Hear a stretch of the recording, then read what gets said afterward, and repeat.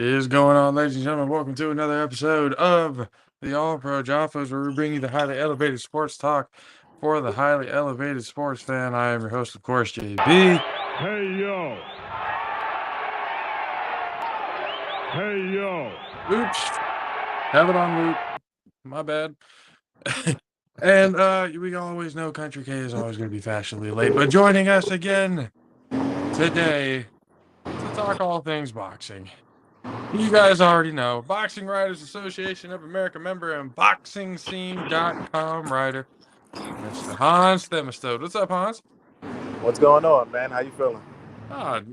Just another day in paradise. New Year's is about to be upon us, and with New Year's comes much anticipated fights, and a lot of things have been going on in these last few days. We got a little bit of your quote and thought about it. Was it 2 days ago? Since then, more stuff has come out. Gervonta Davis, of course, that we're talking about.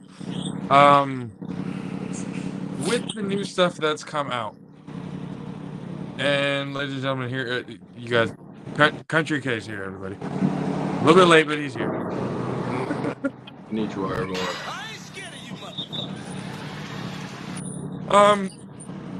So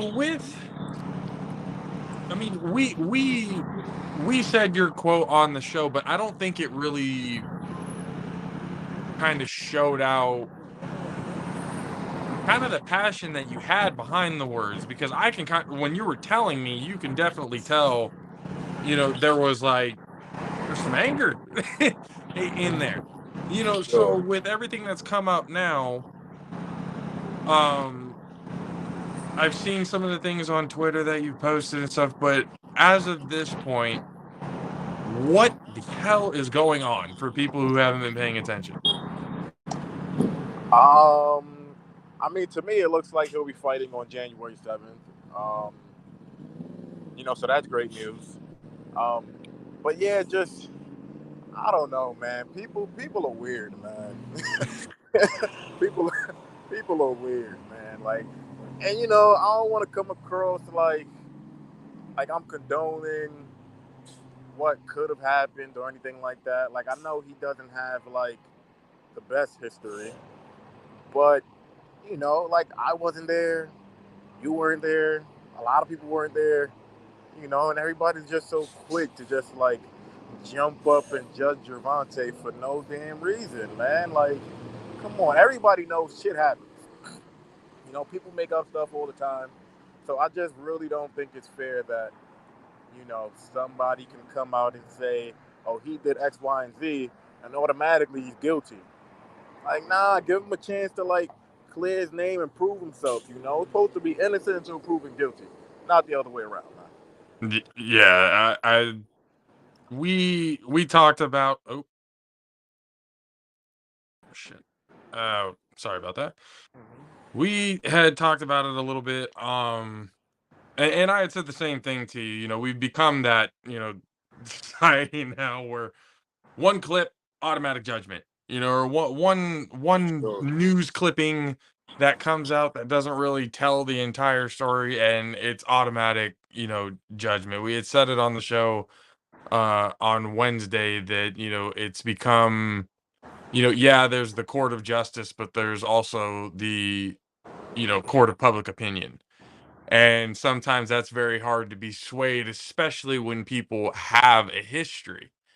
And the really the downfall of that whole thing is because people can change and people can get better. And if you don't give them that opportunity, you're just going to stay mad at them that entire time for no reason. Yeah. So now we come up with a situation with Davis where now, even though he's going to fight January 7th, I'm not going to say that Gervonta Davis is looking past this fight, but a lot of people are more looking for Davis versus Ryan Garcia. That's really the fight people are looking for. Yeah. And to be completely honest, with everything that's come out, I would hate for Ryan to come out saying really anything about this situation. But knowing boxers and how they try to get it into each other's skin, do you think that'd be something that Ryan would actually use to get at Gervonta Davis? Um, I mean, yeah, he said stuff in the past about him, so about like like his personal business and things that he's going through and stuff like that. So I wouldn't be surprised at all if Ryan takes an opportunity to kind of use it, man. And if he does, fair game to him, man.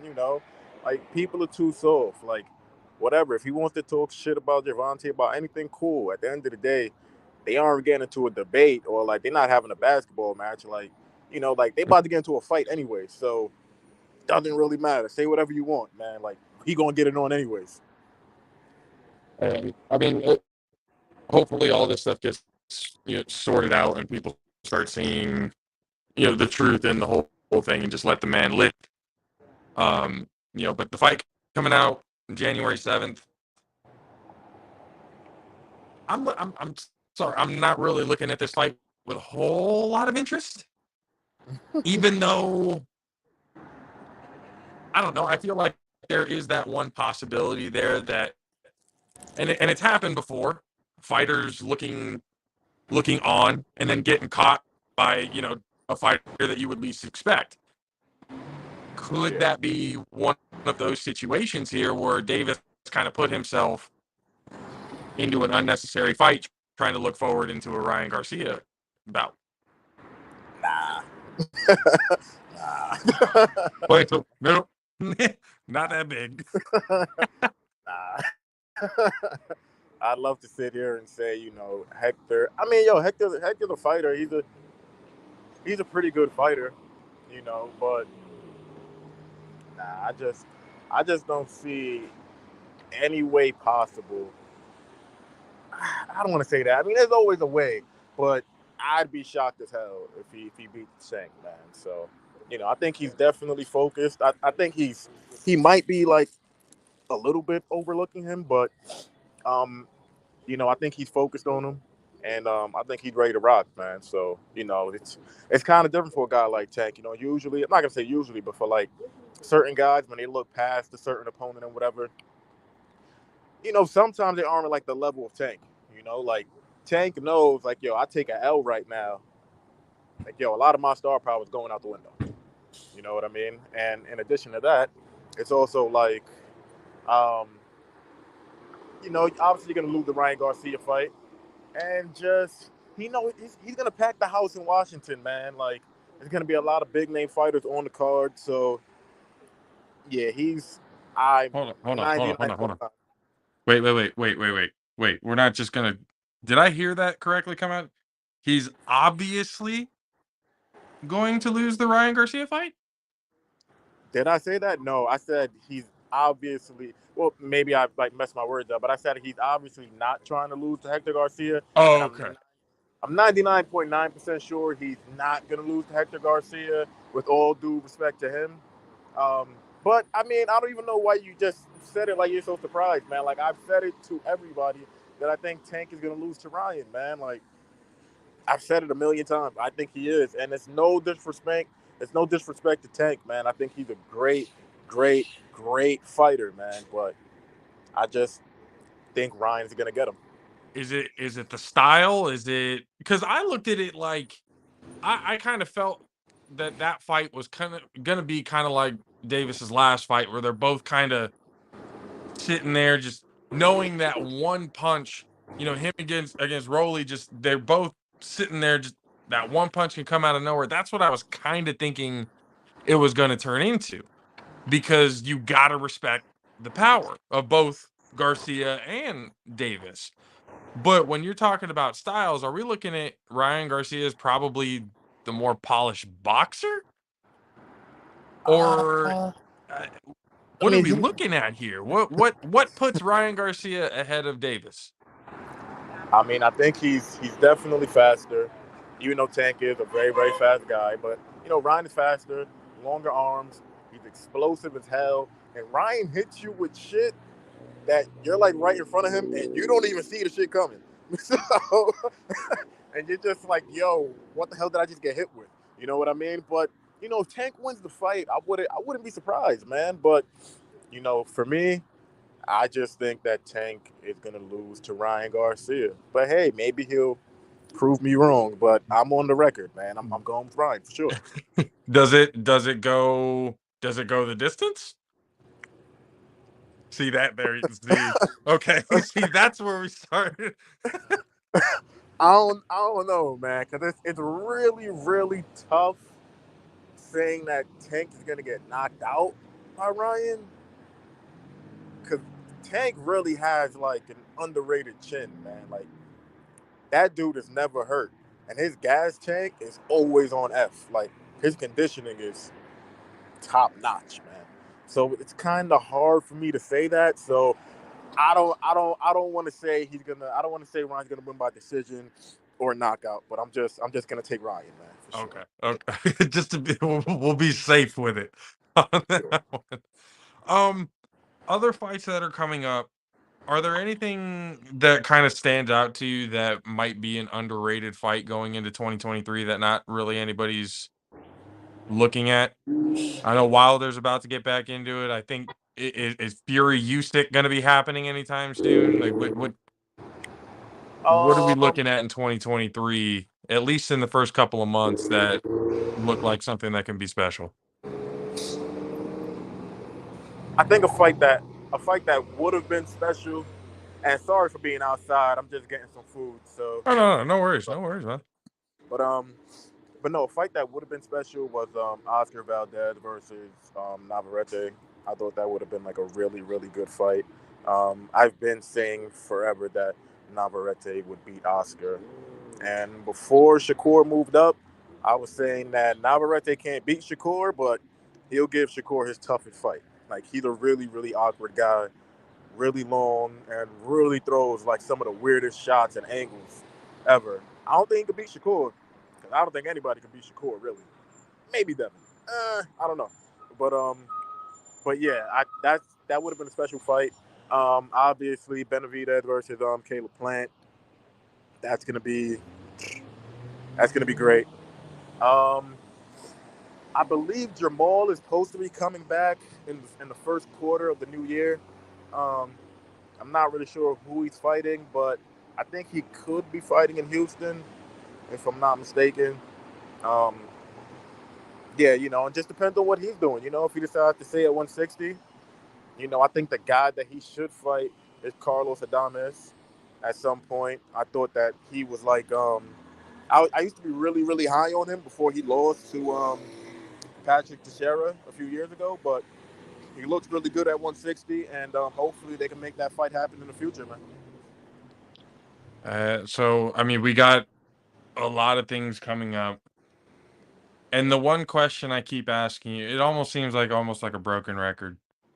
Maybe it's because I'm overexcited about it, and I'm like a lot of people, I want to see it happen. But the more I read up and see what happens with Crawford and Spence, Oh my god.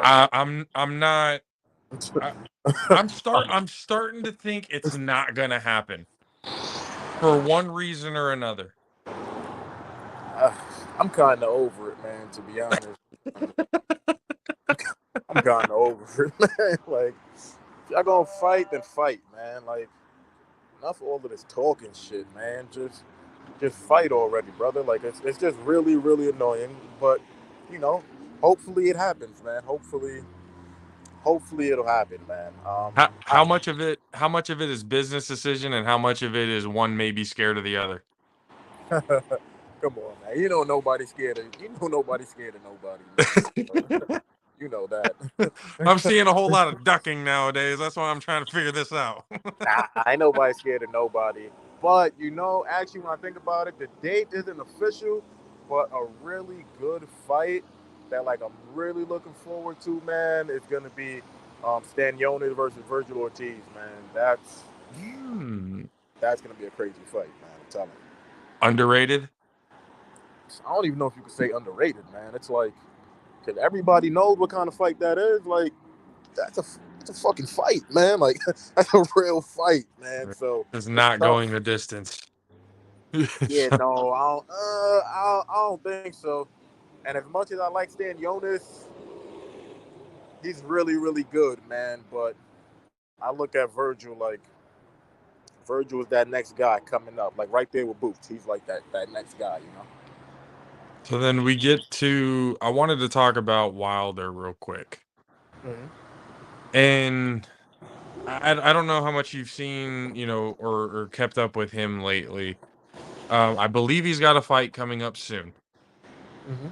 And my question starts to become, once Fury fights Usyk, Hmm.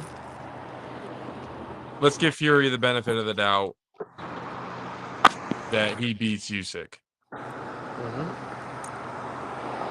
I mean, as much as Wilder has been talking about, Fury doing things he probably shouldn't have been doing and going into the other 3 fights, how likely is it that we're gonna get a 4th fight between Deontay Wilder and Tyson Fury? And if it does happen again, does Wilder finally get his revenge? Well, number one, it's it's kind of extremely likely, and it's also like not extremely likely because like I mean, you know, he wants to fight Anthony Joshua, but in all likelihood, he'll probably fight Andy Ruiz Jr. in a WBC eliminator, and then you know, a lot of people will take Wilder to win that fight. A lot of people will take Tyson Fury to beat Usyk. But I mean, between Usyk and Fury, it's a really tough fight to call. I've always been extremely high on Usyk. Like since he was fighting at cruiserweight, I said, "Yo, this guy's the best heavyweight," and he wasn't Mm. even a heavyweight yet, man. I was saying like, "Yo, he's gonna beat Joshua." I was saying it to everybody. That first fight, he's gonna beat him, man. Like he's ridiculous. I'm telling you, he's really really ridiculous. You Um, you see the crazy in that man's eyes. he's next level, bro. He's next level. So, you know, if Fury wins that fight, okay, cool. But I don't know, man. I just don't. I I kind of think that Wilder is gonna lose Ruiz if they fight. Hmm. I kind of think so. I'm not really. I'm not as confident as I was before. Before I saw. Before I saw Ruiz actually fight Luis Ortiz. I mean, granted, Luis Ortiz is a southpaw, so it's a little bit hard to fight guys like that. But you know, Ruiz kind of came after the fight and said, you know, the reason why he was a little tentative and fought like that because he knows that Ortiz has like a lot of power, which he does. But Hmm. dude, if you fought like that against Ortiz, you might not throw a friggin' punch against Wilder. Like, like Wilder gonna try to take your head off, man. So it's tough. But as of right now, I am gonna take. I think I'm gonna take Ruiz. I think. It so okay, see, then that points something into my head, and it's something that I've been saying for a long time, saying that there was one aspect of Deontay Wilder's game that makes him one step away from actually being in the conversation of one of the greatest heavyweights to ever step inside of the ring. And I swear it's because not just the conditioning, but his actual boxing skills. His actual footwork, movement, being able to basically stick and move. He seems to me that and don't get me wrong, if I had a right hand, touched by God that just puts anybody to sleep at first contact, I'd rely on that a lot too. But at some point, you need to evolve your game because people are going to be evolving with it, taking notes, watching films, seeing how you fight in order to exploit it. That's what Tyson Fury did. Not really. So Not really. no, No, you're right. Like, yeah, you definitely have to evolve your game. You know what I mean? Like, and clearly, I don't think Wilder's really done that. Even though he did look a little bit differently in his last fight. Um, yeah, he did look a little bit differently, movement wise and stuff. But um, look, man, people talk a lot of shit about his boxing ability, and I'm not high on his boxing ability either, man. But the heavyweight division, like guys like Ernie Shavers, I mean, he was a great fighter. Even George Foreman, like he was a great fighter, but those dudes are really known for like, all right, they ain't gonna outbox you. They're probably gonna knock you out, Yeah. and that's just what Wilder is, man, and that's what people just have to accept. Like, all right, he throws a few windmills. His jab doesn't look as crisp. Defense is a little bit weird, but bruh, if he connects, it's over for you. So he connects, it's over. I'm telling you. I was at the Wilder fight, man, when he fought Hellenius.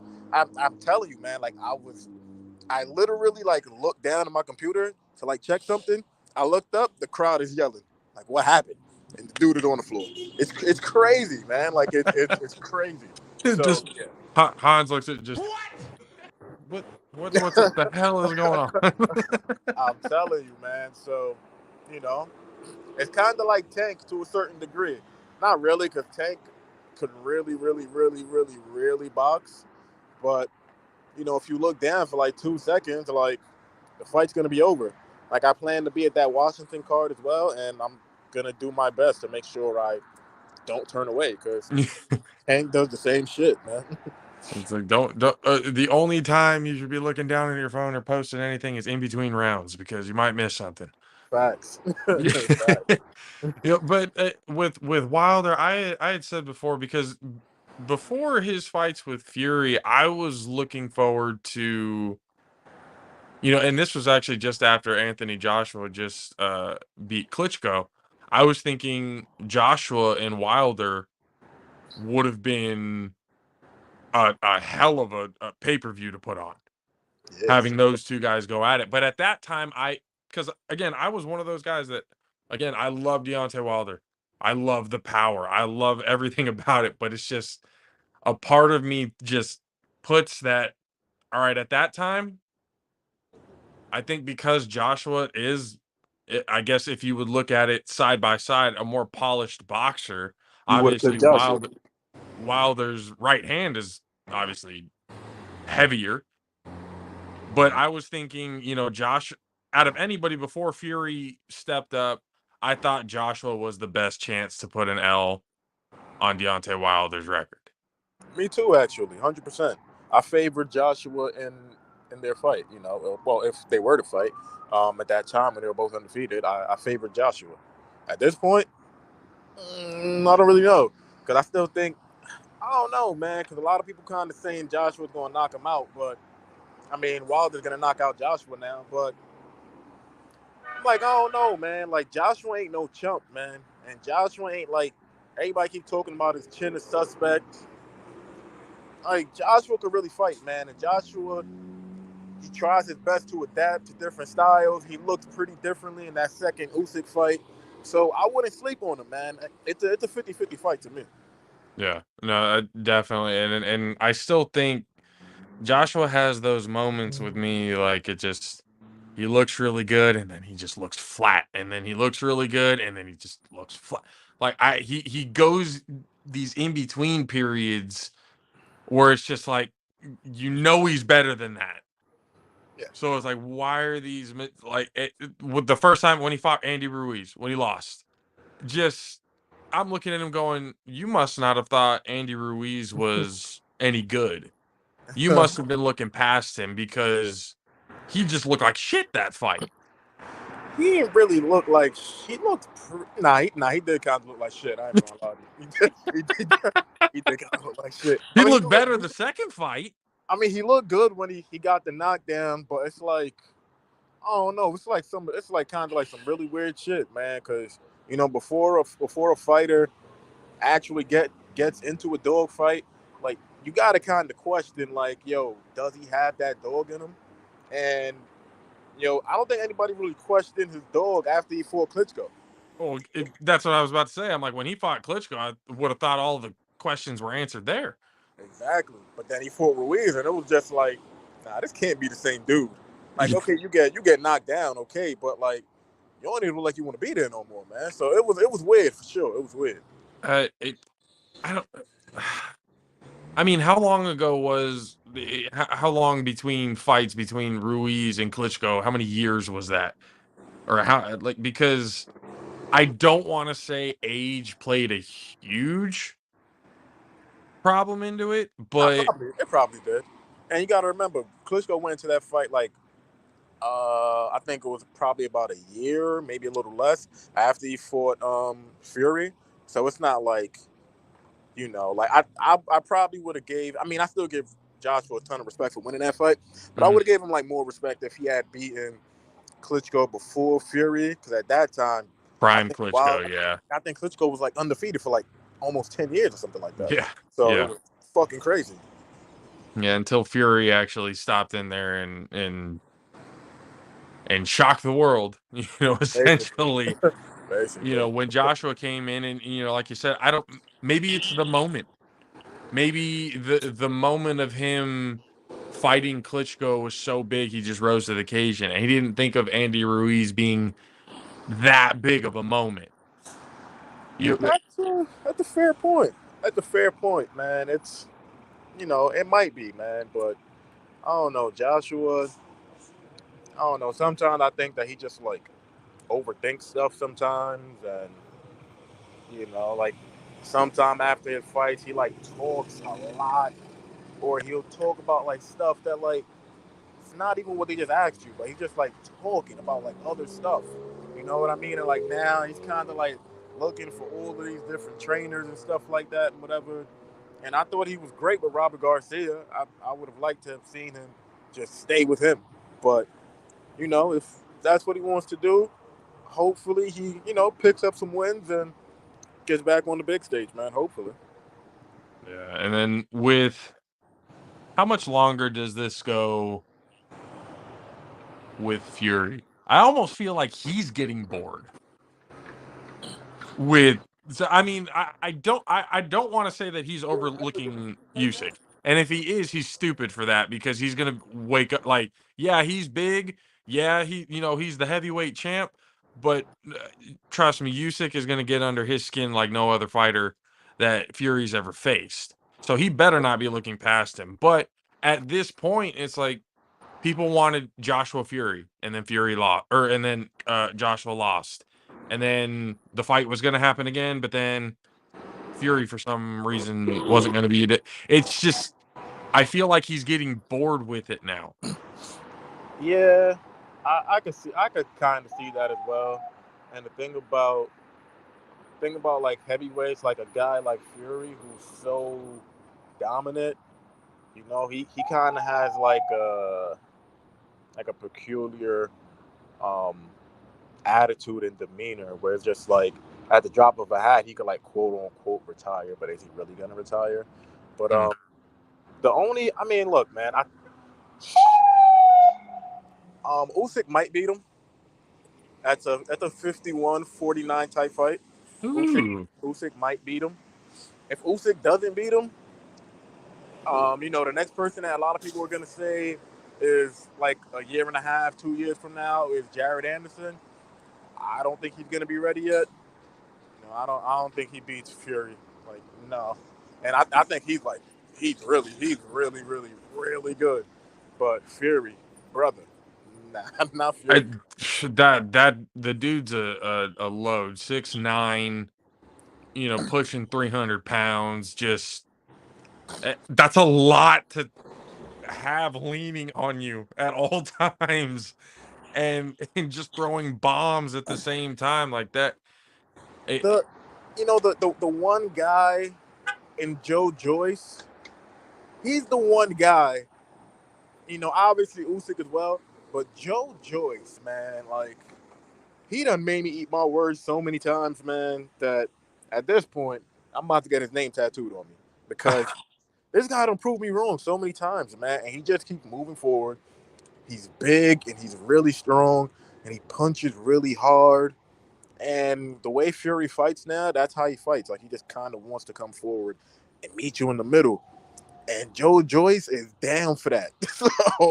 So Joe Joyce is down for that. So, I might say that Joe Joyce might actually have the best chance to beat Tyson Fury right now. Those are the two fights I really want to see, man. There we go. I mean, it just the boxing scene, no pun intended, is getting crazier and crazier. Some fights looking forward to, other fights just plain old fucking giving up on. But always good to have you on, Hans. We got to have you again on soon to talk more, because again, this is a sport that I really want to have prominent on this show. So the more we can have you on to talk about it, the better, and the more it brings a smile to my face because I get to talk a sport that I love to talk about. So for everybody, boxingscene.com, Hans Themistode. We'll talk to you again, my friend. Appreciate you for coming on. Appreciate you, brother, and Happy New Year's, man. Happy New Year, man. You have a safe one. Thank you, man. The great Hans Themistode, everybody. I learned a lot. Like it is. I learned a lot. Oh, yeah. Always do with him, because he's so deep into everything that's going on that, like, I honestly feel like any question about any subject, about anyone that I bring up, I know I'm going to get an answer out of it. Which I'm perfectly fine, because I need to learn as much as I can. And you have a lot of questions, which helps me a lot. And I appreciate that. We're helping each other out here. We're growing Most together. Definitely. It's a water cycle, if you will. But I mean, again, like he said, there's a lot of fights that are coming up, fights that we gave up on, again, Spence Crawford. Obviously you could tell by Hans's reaction, he's done talking about it. Last time we had him on, he's like, it's gonna happen. I think it'll happen here. It's good. He was actually kind of excited that it was gonna happen, and then it didn't fall through, and then it just kind of fell apart from there, and now it kind of feels like we're just not going to get the super fight that everybody wanted. It's going to be one of those situations, I think, that kind of like Mayweather and Pacquiao. Everybody wanted them to fight each other in their prime, but for one reason or another, whether somebody was ducking somebody or business decisions or other fight or whatever it was that was going on, the fight never happened until both of them were pretty much well out of their prime. So I'm thinking that might be one of those situations. They basically avoid each other until literally it's the last fight of your career, and make it a good one. Because again, people are done talking about it, because it's annoying to have to deal with, because it's a fight that everybody wants and everybody's been looking forward to, and we're not going to have it, it looks like. So might as well give up on it now. I talked to Corey. He was going to be on today, but he is going to take the day off. He's going to be with his family, New Year's and everything coming up.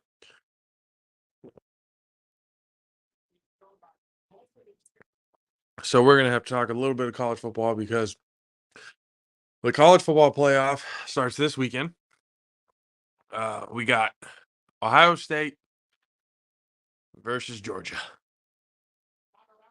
Now, I kind of think we are on somewhat of the same page of storyline. What would be the better look?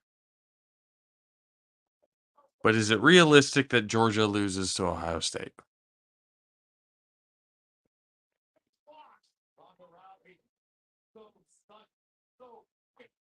Nope. I don't think so. No, I don't think so either. I really don't think so either. I was really trying to sit on it and really kind of ponder, could Ohio State beat them boys? But then I thought about it. I was like, Khaki Pants whooped the fuck out of them boys. And he don't have near as the motherfucking defensive line as Georgia. He might have the strong offensive line like Georgia, but he damn sure don't have the strong defensive line like Georgia.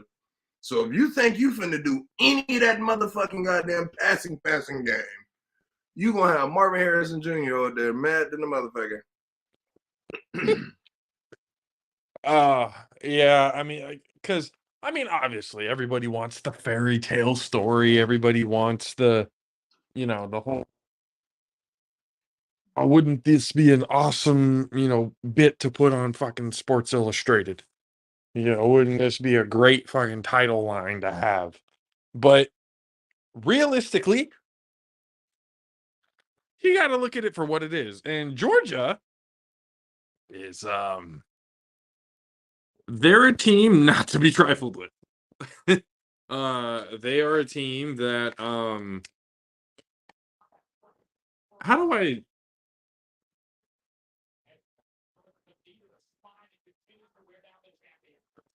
see, we throw around the word dynasty when teams win either 3 championships in a row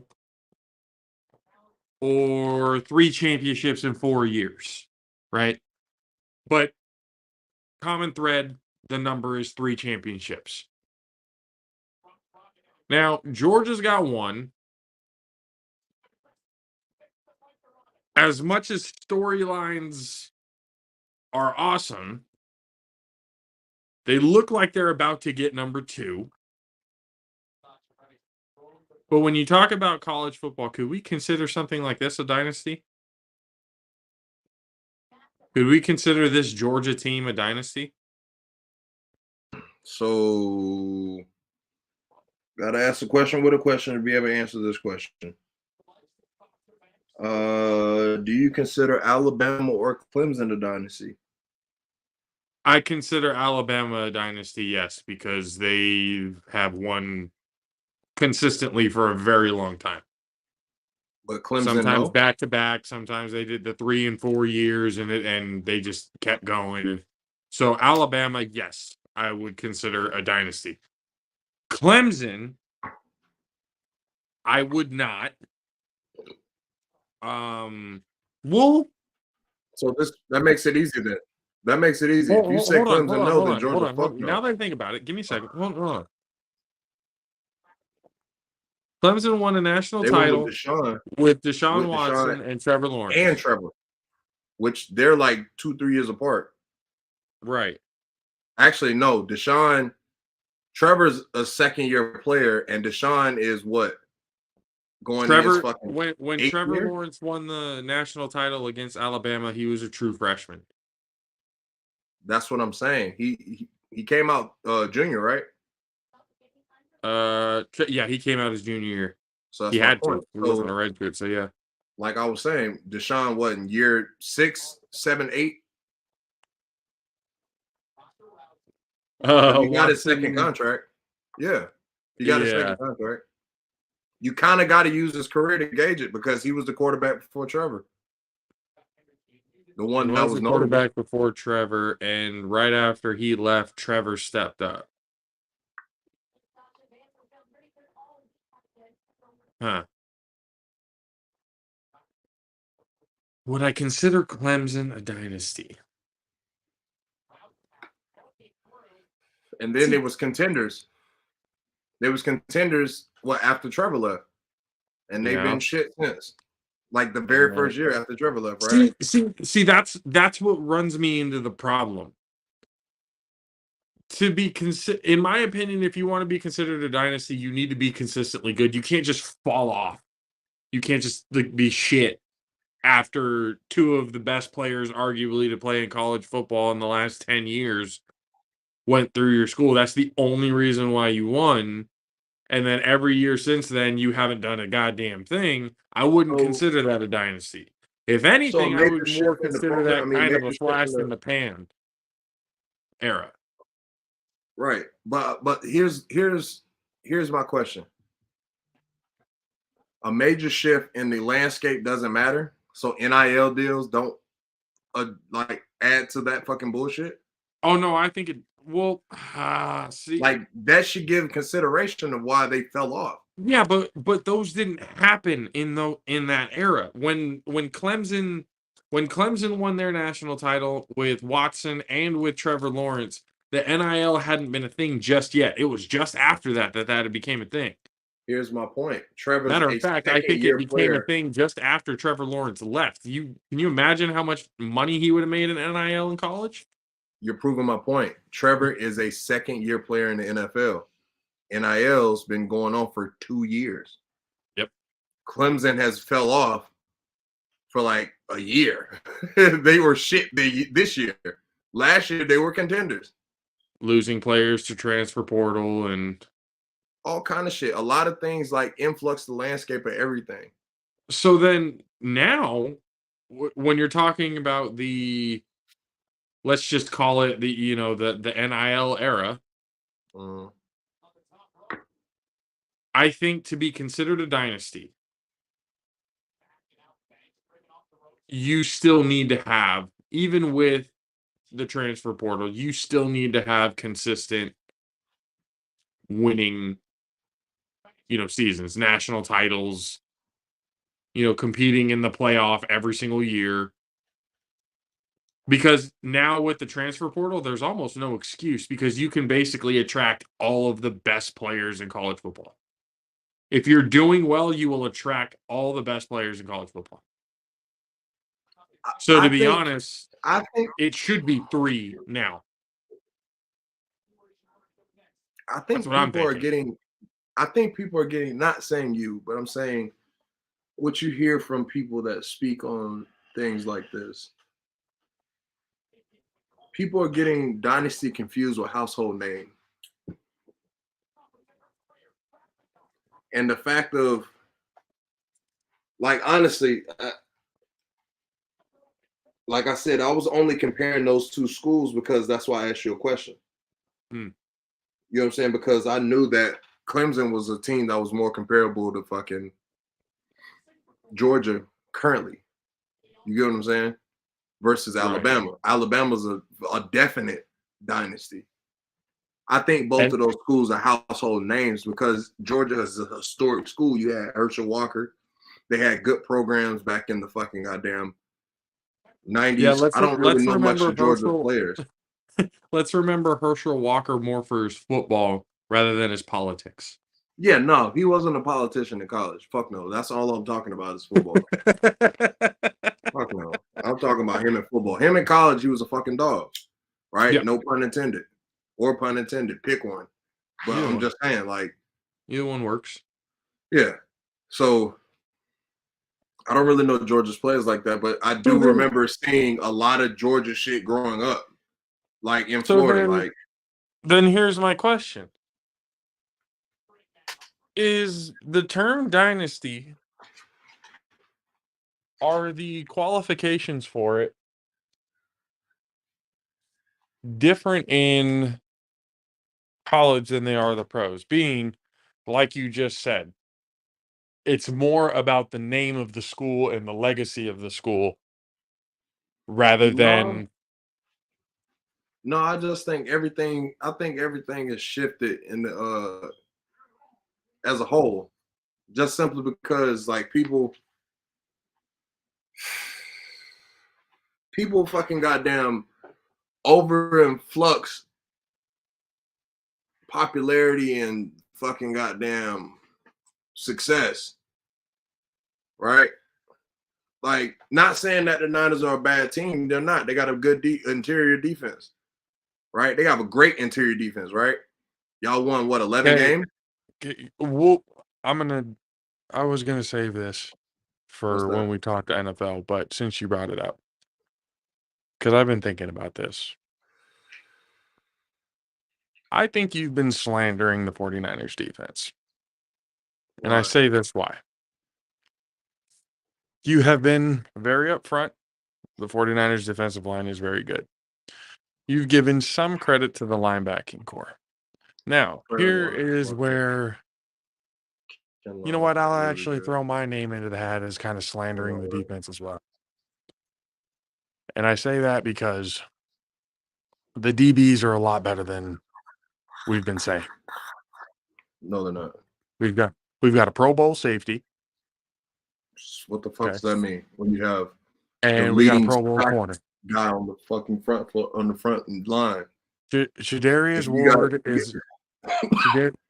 Ward is actually the DB that I thought he was going to be for KC for us. So I'm happy that he is with us. Jimmy might be having one of the more underrated strong safety seasons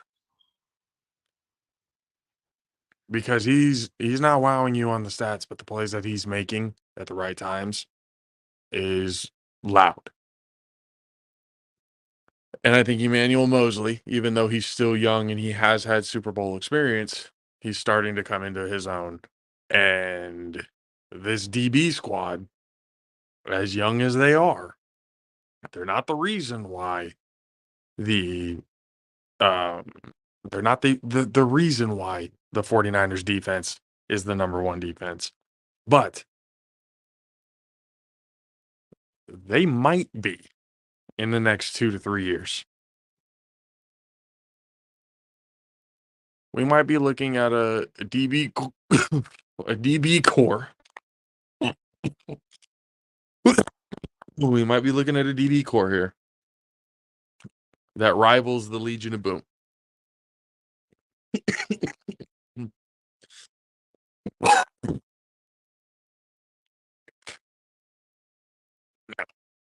Only reason why I say this because this is the number one defense in all of NFL. And the numbers are comparable to the 2000 Ravens. Last I checked, 2000 Ravens won the Super Bowl. Now I've been very, very, very pessimistic on the team this year. Extremely pessimistic. To say that I haven't been, even though I've been choosing the squad to win every week in our pick'ems, I've been very pessimistic. Why? Because I know every time that I've been optimistic, they have failed me. Now, I said in the beginning of the year, watch Brock Purdy be better than Trey Lance. I know this because they had the opportunity. They actually had the opportunity to take Trey Lance off the injured reserve. They didn't. They left him on it. They took Elijah Mitchell instead and said, we're sticking with Brock. Now, what that means for Trey Lance's future with the San Francisco 49ers, I don't know. All I do know is I was right about Brock Purdy, and I think this kid is going to be the reason why we win the Super Bowl.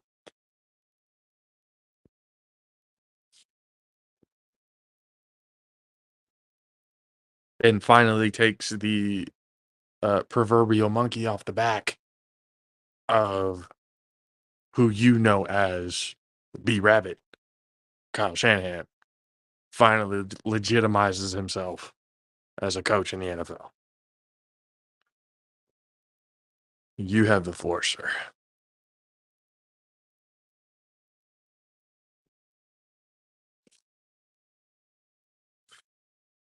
Are you done spewing that fucking caca? I did just say you have the floor.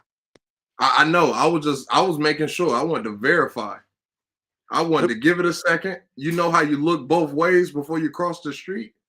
Mm-hmm. I wanted to wait a second. That's one way. And then I asked you, that's the second way. So I look both ways before I cross the street, you know? So with my background for the people that's watching on video platforms, you already know how I feel. All right. So let me ask you a question. Name one team this season that the 49ers played of value. Of value? Of value. Like a team that's going to go somewhere. If you're taking that long and you're an avid 49er fan, I'm kind of seeing it in my head how it may play out. Are you telling us the Bucks? No, I can admit that you know how I love my team. When we played y'all, we had one starter on the offensive line. Like, fuck no. Everybody was fucking hurt. No. We're not a value team right now because we're hurt. Now, let Ryan Jensen come back for that fucking Eagles game or that Cowboys game. Holy fucking shit. Can you pull up the 49ers schedule? Yeah, 1 second. But no, like, kind of alluding to my points while I'm pulling up the schedule. Well, let me finish what I was saying earlier. Yes, your interior is good. Kind of going off your first point, your interior is good. So you know how I feel about your D-line. But when you go to your DBs, if you take, just to think of this, remove Bosa and them fucking, what, he got 16 sacks?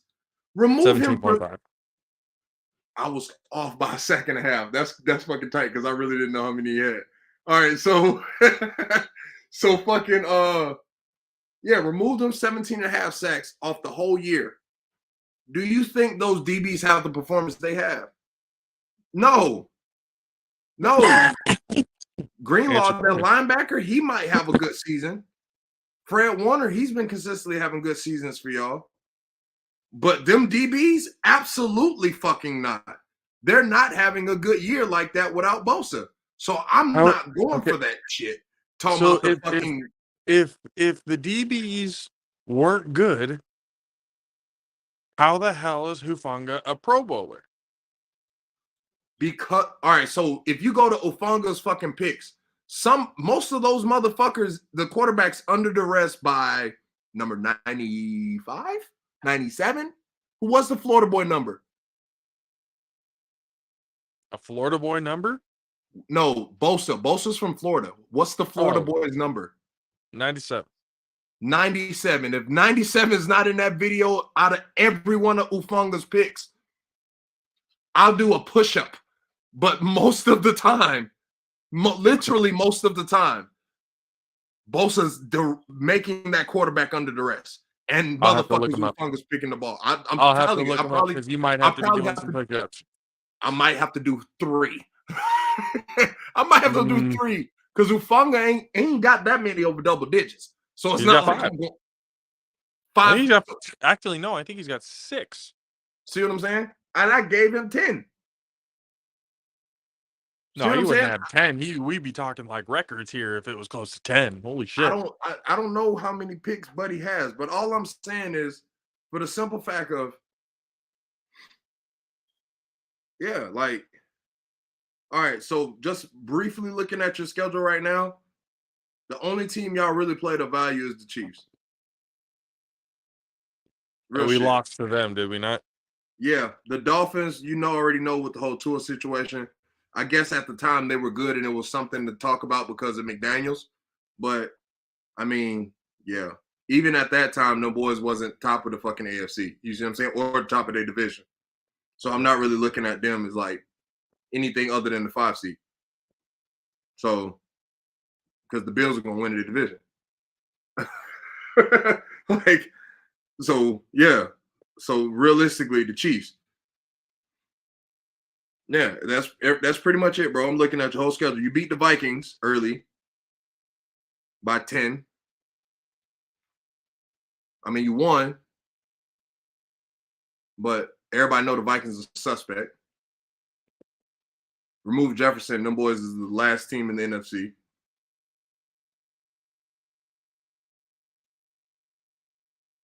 Like we haven't really played anybody notable since then. Since the Chiefs, no. You play after the Chiefs. You played the Rams, the Chargers, the Cardinals, the Saints, the Dolphins, us, the Seahawks, the Commanders. Most of those teams don't have a winning record, bro. The fucking Dolphins is the only team, the Dolphins and Chargers are the only team that don't have a winning record. As long as we're beating teams that we should be beating, I'm cool. No, we're also losing to teams that we should be beating. Houston. Yeah. That's a glaring thing for me. I mean, I don't know, bro. Like I said, I personally feel like y'all boys is a great like y'all got a great interior defense. But that's really it. Like, you know what I'm saying? Brock Purdy, come on. You said the man gonna take y'all to the Super Bowl, bro. I feel like you a prisoner in the moment now, bro. You a big prisoner in the moment right now. Brock Purdy take y'all to the Super Bowl.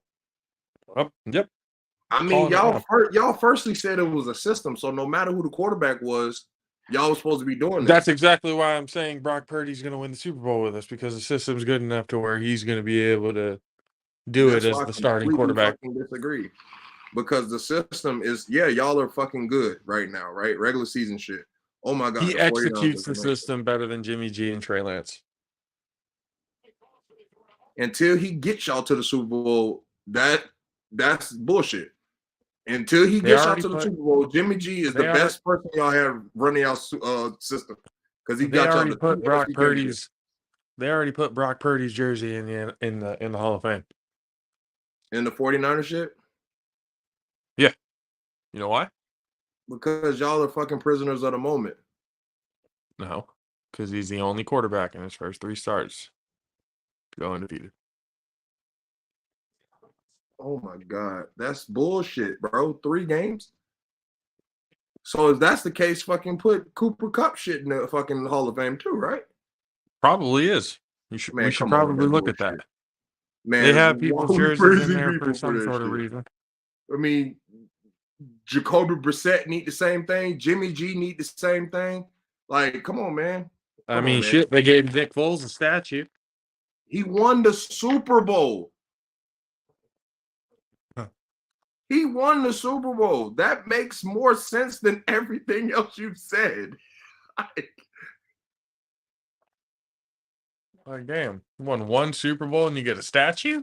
You goddamn right. They ain't win shit in 50 years, bro. 55 0. Ever.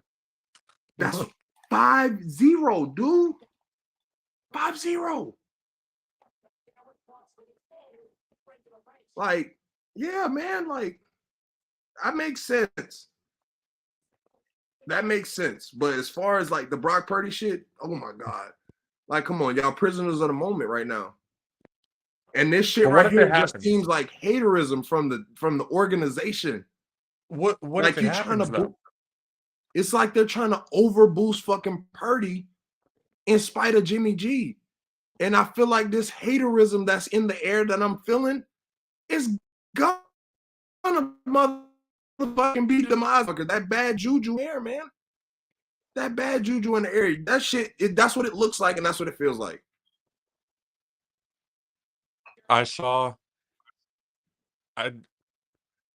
I might be wrong in this by saying it was Daniel Jeremiah. Or it might have been somebody. But they had a top 10 quarterback list in the NFL. The top 10 quarterbacks in the NFL. Oh my God. Don't do this shit.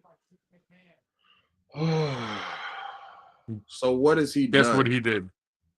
So what has he done to be even considered to even be having a discussion with him on this list? What has he done? What game has he played that has been spectacular to where we're like, Brock Purdy needs to be mentioned in great circles versus this is an unbelievable story. He's not screwing up, bro. Like, he's actually playing really well, but they're boosting him up too much. Top 10 quarterback, bro. How can you say you got this legendary defense and Brock Purdy a top 10 quarterback? What's that? The number.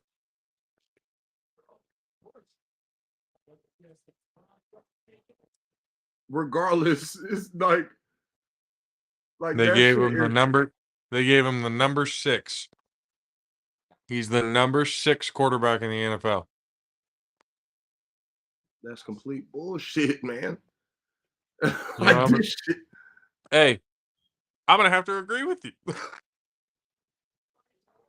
When I saw that, I was like, okay, let's start pumping the brakes here just a little bit. Okay. Just a tad. It's like, I know that those people are starting to make me seem a lot less crazy, man. I mean, a lot less like a hater for sure. You definitely sound crazy, but then when it happens, we look at you and go, okay, maybe he wasn't crazy. Maybe he wasn't too out of whack when he said that. He was pretty in the fucking moment. accurate. In the moment, Jesus Christ, what the fuck you talking about, okay? But but afterwards, when it happens, it's like, oh, that's what he was talking about. Okay. Well, now we get it. All right.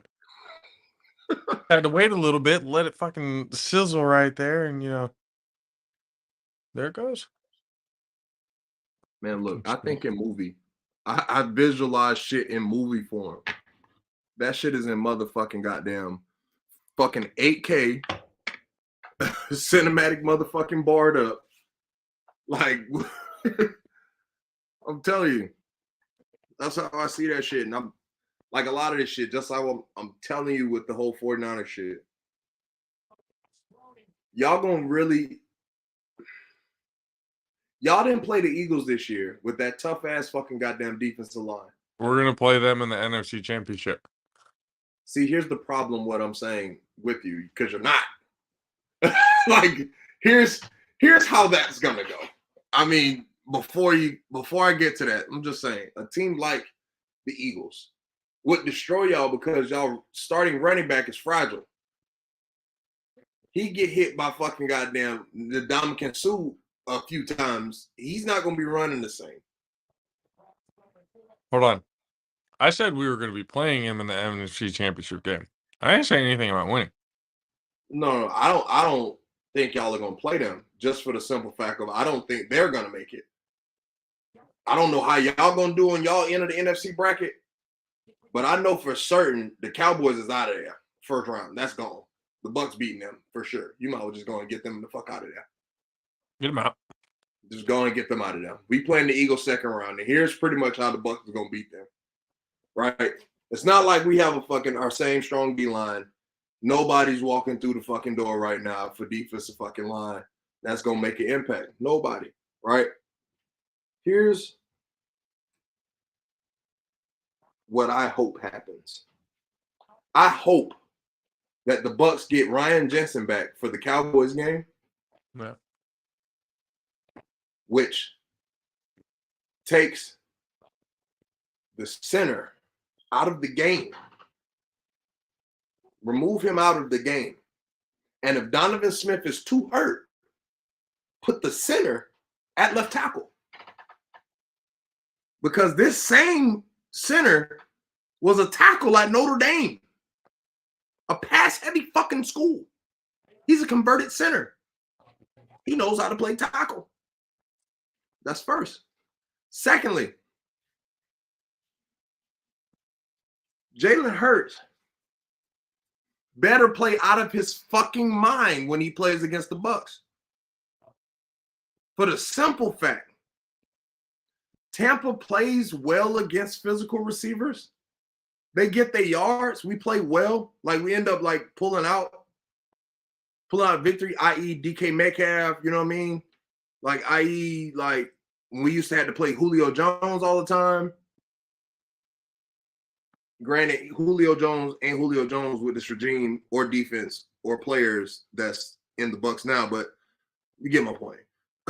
So just go off of this season, like with the DK Metcalf shit, it's like we've played bigger players already. And I feel like by that time, Carlton might be a lot more healthy. We have more players back. Vita Vea, like I said, if we have Ryan Jensen, he already played a game against the Cowboys, and he's fine to continue. Perfect. You know what I'm saying? I would fucking be ecstatic if that's what happens. We get him back. Like I said, I'm tired of fucking Donovan Smith because of the holding shit. Like, and every time I hear about him holding, every time I think about that shit is those fucking terrible years when they had me playing offensive line to fill in. And all I hear coaches saying, if you're not fucking holding, you're not playing offensive line. I'm like, fuck all that shit, nigga. Fucking. If you're holding, you kind of suck at offensive line. Like, that means that guy's whooping your ass. That's how I see it. That means you getting your ass whooped. and you need a ticket, like, because the stagecoach motherfucker is coming by with his hole punch, and you better have your goddamn ticket ready because you're definitely on a ride. So, and that's what I hope is going to happen. I mean, if we end up having to play Gardner Minshew, which I seriously doubt, because I feel like Jalen Hurts would be like, hurt or not, I'm playing the playoff game, especially against the team I fucking lost against in the wild card last year. So, yeah, I mean, that's tough, bro. That's tough. This is a real rough road to go down. But honestly, like I said, I seriously feel like this is a pretty solid thing. But the first stop is beating Carolina. Because they whooped the shit out of us the first time we played them. Playoffs? So, Don't talk about. Why do I feel like you're going to lose these last two games? Hatorism in your blood? I don't know. I mean, you've already been through enough heartbreak this year. You gotta be fucking kidding me, dude.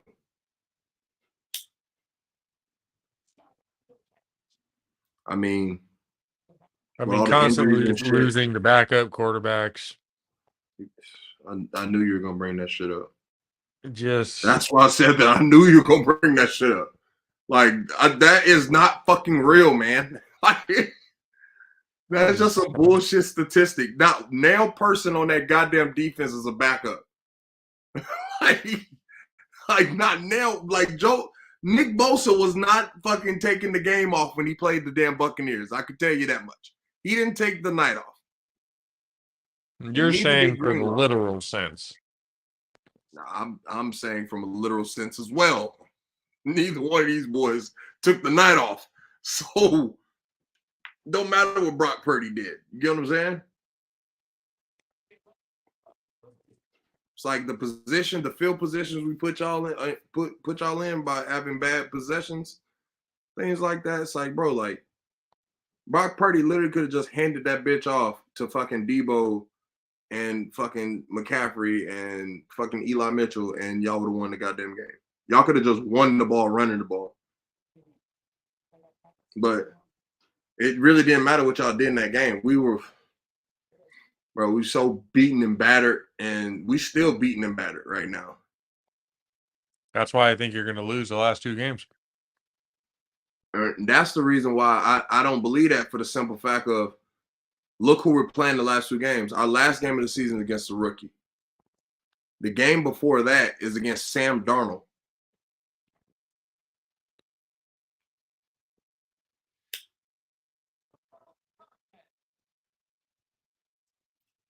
I mean, so you're going to lose to another backup. Sam Darnold's the starter. He was the starter starting of the year. Stop it. He's not a true starter. He was the starter with Matt Rule. Yes, he was. He started the year as the starter. You can was it all you freaking want. In reality, he's actually a backup quarterback. Hey, bro, I don't care. Reality is what happened on paper. You tell me about statistics, and then you got to stay on that same paper now. You got to go down the line to Carolina.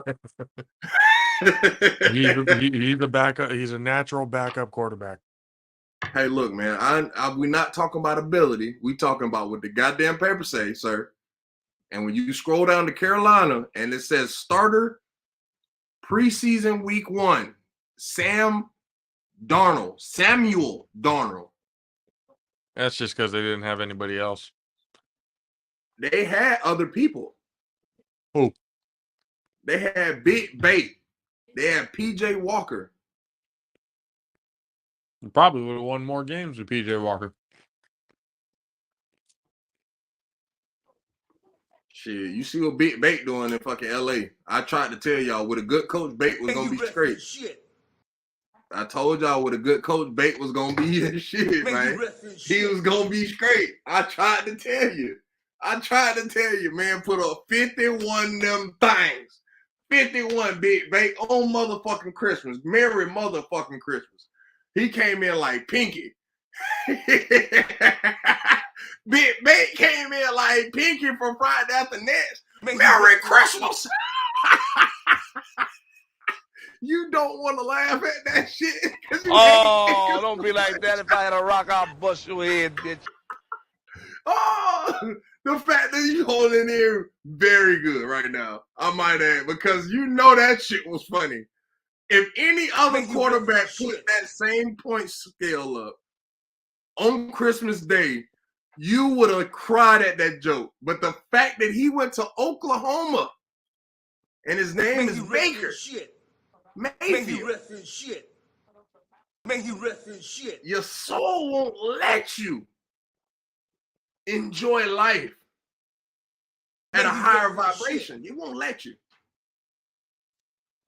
But 51 of them things got put up whether you like it or not. Whether you like it or not. Without they embarrass the shit out of Russell. But to my point of fucking goddamn. We're over here acting like Russell's any good. No, I literally told you it was fucking that coach. It was that coach, bro. The locker room does not like Russell Wilson. That's a lie because they came out and stood up for the man. Who? The one receiver that's fucking crying all the time, KJ Hamler, came out. Jared Judy, fucking the right tackle. Fucking these are people I just seen when I was watching fucking other shows, bro. I ain't been up on that shit like that. If I've been if that wasn't no fucking PR damage control, if I ever fucking seen it. Hey, bro, you can sit here and say all that. Well, then why they wasn't doing that shit in Seattle? You had rookies. You could have got DK Metcalf doing that shit all the time. DK Metcalf still talk good about Russell right now. He got no reason to. He got Geno right now. He got no reason to talk good about Russell, but he does.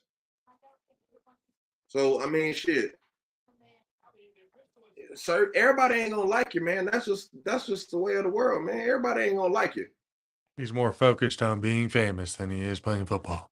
I mean, he can't get more famous the way he had. He's the B level. That's about what Sierra had. So Sierra about to C level her damn self. So you see what I'm saying? They ain't like they can get more famous. They right where they gonna be at. So you need to just focus on winning games. You know what I'm saying? Like, but like I said, it's like you ain't gonna get any farther than what you are, bro. I'm sorry. But at the same time, I'm just like, shit.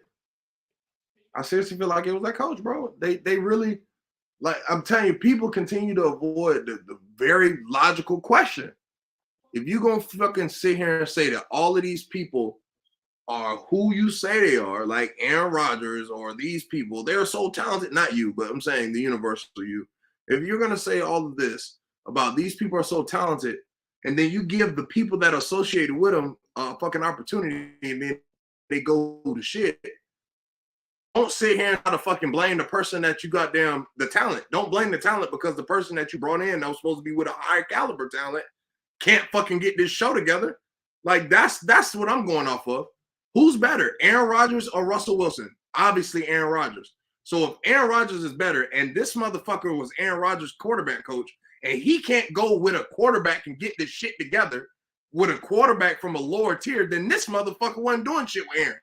And it was Aaron's ability. He was just over there making jokes, and Aaron liked it. I mean, that's what people are saying. But Nathaniel Hackett was riding the coattails of being the quarterback coach of Aaron Rodgers to get a head coaching job. He was not ready for that head coaching job. That I can admit. But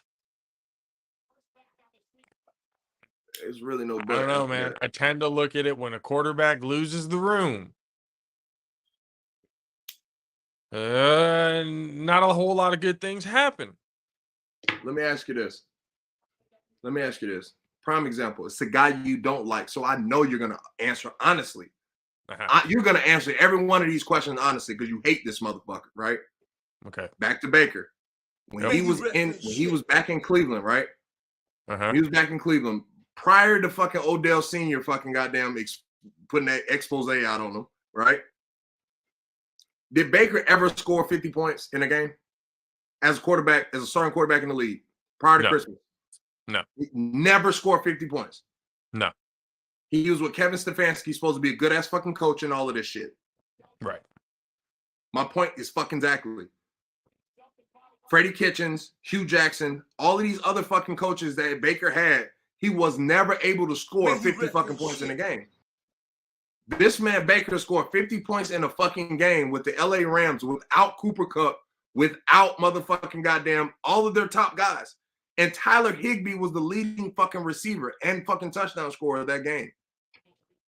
Like, that has to be fucking goddamn shown. Like, you got to give that man some kind of fucking credit. Here's what I'm He going to got with a good coach and he learned. Like, that's all you can really fucking goddamn ask for players. One, you don't like, and two, out of every NFL player. Here's what I can say. Here's what I can admit. I can admit Sean McVay is an extremely good coach, and he can make any quarterback look good. He did it to Matthew Stafford's Detroit Lions ass. And now he's doing it with... May he rest in shit. So I'm just going to leave it at the fact that Sean McVay is an excellent coach. Doesn't matter who he has there. So hold on.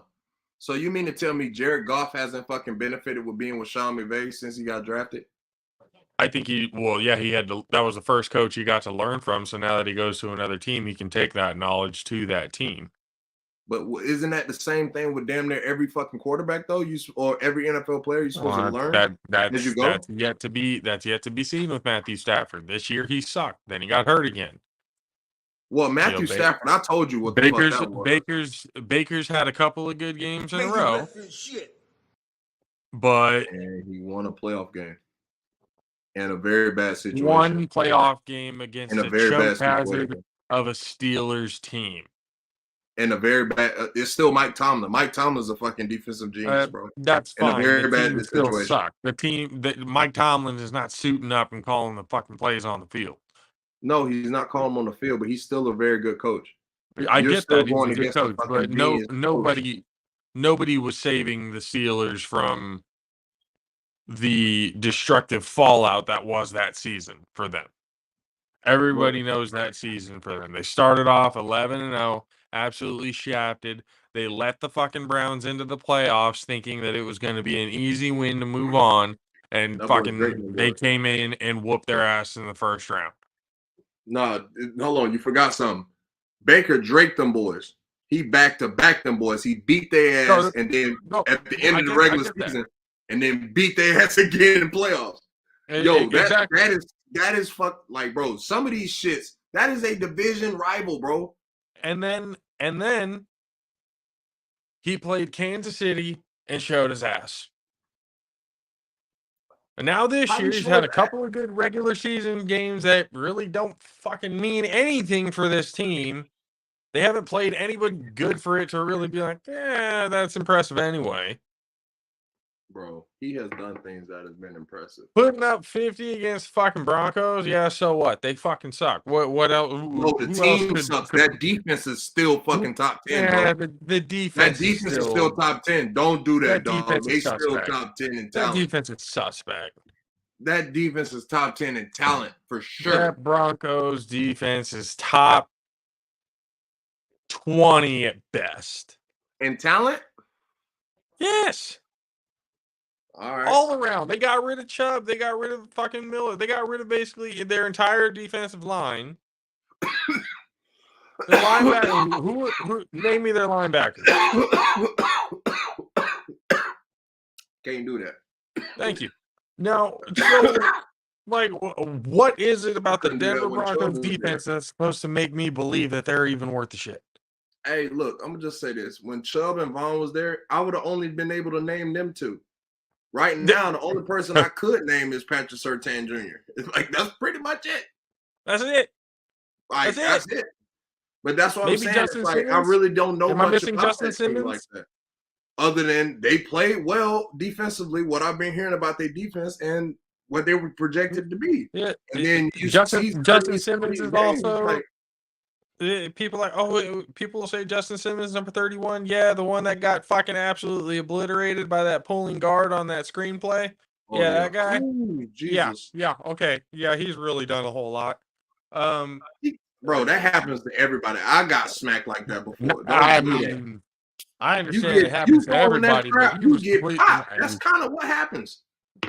You gotta.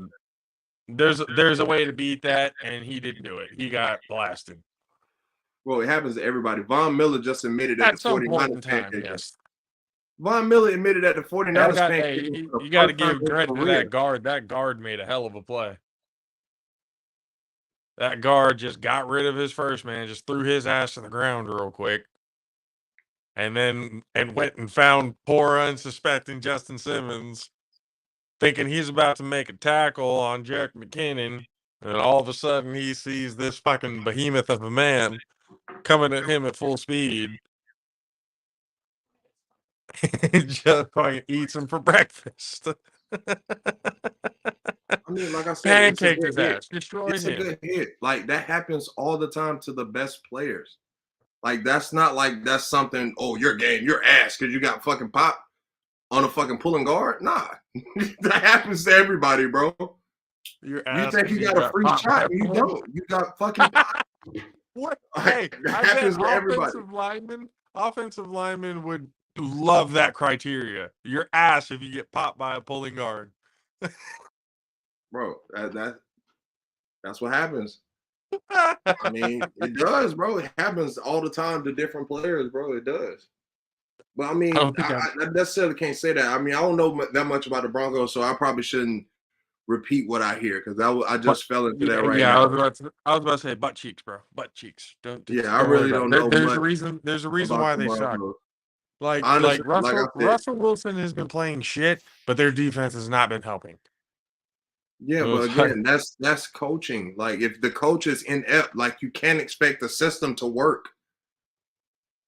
He well, put the then there system would in be an place. absolute carousel of coaches every single year because nobody gets it right and nobody's perfect. Nobody can establish a culture, or like a head coach literally has about as long as 2-3 years before, if we don't start seeing any results, any like real positive progress within these few years, you're done.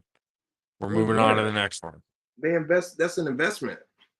Exactly. Like they're also thinking business wise too because it's a business. So it's like, yeah, I get that, but at the exact same time, I mean, just think about it like this: to put it in the form of cartoons, right? You couldn't put Cartman in Dexter's laboratory and expect a fucking good science experiment to come out, bro. Like that's kind of not what's gonna happen. You're gonna have an explosion in that motherfucking laboratory at some point in time and fashion that night. You get what I'm saying? You had Cartman running the motherfucking goddamn Denver Broncos, bro. Like, what you expect? That was an experiment. The Denver Broncos was an experiment. Getting Russ for all that money, getting all those players, you having all this, you know what I'm saying? All this shit. You lose your running back to a season injury. You have fucking your other running back going crazy. You fucking cut him. Like, you have a whole bunch of shit going on. So Melvin Gordon had a fumbling problem. That's why he got cut. I mean, I feel like the whole, disrespecting the starting quarterback, they just paid $200 million. That kind of has something to do with it too. So that's kind of going crazy. You gotta know you suck. You're Why not the making hell $200 million. why do you get your own corner office when you are ass? What have you done to earn that? He only played ass this year, bro. Like 9 Pro Bowls means something. Like okay, so actually, if he had a sucks resume and next shit year, like that. if he sucks next year, then what? Then he fell off. Like, well, it's definitely a regression at that point. His game has regressed at that If point. it's not regression by now, I don't know what is. How? When you continue to say it's a bad coach, you cannot have both. He had a bad coach, but shit, dude, he's got like. What do you got to him take to accountability for certain mistakes at some point. What mistakes is he gonna make The with a flawed playbook? interceptions, the fumbles, the play calls, the audit, like some of the play calls that come in. Some of the play calls that come in, the execution is just. You got to be shitting me, dude. Not making the throws, overthrows, skipping the ball to your receivers. Yeah, Some of that is his fault. It's not all because of the play call. Some of that is definitely his fault. Some of that is definitely his fault. It's his fault. I think the combination of both having a shitty head coach and a player who they paid a shit ton of money to and actually stinks his first year here. That's a combination of things. Like, I don't understand why it's difficult to just say, all right, yeah, no, Russell Wilson sucked this year. I mean, yeah, the It's head coach not had some. difficult, but my The thing head is, coach, the head coach had something to do with it, yeah, but in the long the run, nah. diminishing Like, role of a I'm head not. I'm coach not to put giving all Russell of the blame Wilson a on the quarterback pass. because he I'm makes not. $200 million. It's Like that's well, what it feels like. they invested not just $200 million, but they invested draft picks. They expect results. They knew they had a team with them. They knew they had just literally signed their receiving core because they saw something in this receiving core that was doing really well last season.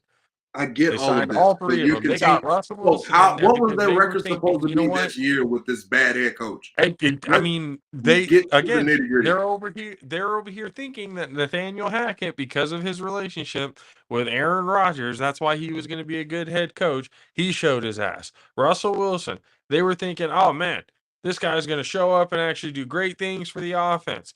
We're looking at the Denver Broncos to be Super Bowl contenders now. Holy shit, this is insane.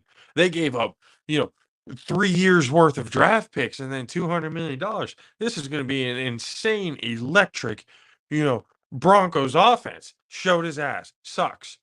So I'm just saying he's got to take some accountability. Yeah, Nathaniel Hackett sucked. You got to That's get you all. got to I get think past what that team gave up for Russ. at this point, you got to fire the GM because he made the all-time worst decisions of all time. He not only hired That's probably one that's bullshit. going to Yeah, go down as the worst coaching hire of all time, that might be and true. giving up everything for Russell Wilson all in the same year to go catastrophically terrible and actually set the team back to the point where they might not even be worth a shit to talk about for the next 5 to 10 years. So again, you're You doing get rid of that you're GM. doing a lot. You're doing a lot for a bad season. Like I'm just so, the saying thing is, my question. the Let's start expectations here. they themselves set. Again, expectations. People get overblown off of things. Overblown. Oh, 3 draft picks. I mean, 3 years worth of draft picks and $200 million. I understand they need him to win. I understand. But when you have a bad system in place, how good was Russell supposed to be? So minus all of this stuff that you're saying, Russell plays well, and Nathaniel Hackett still's ass. And they still have the same record they have right now, but it's clearly Nathaniel Hackett is not Russell. Then what? Oh, just Nathaniel Hackett. But he's still gonna get fired regardless because he runs the system. It's his system. It's his offense. It's his this. It's his that.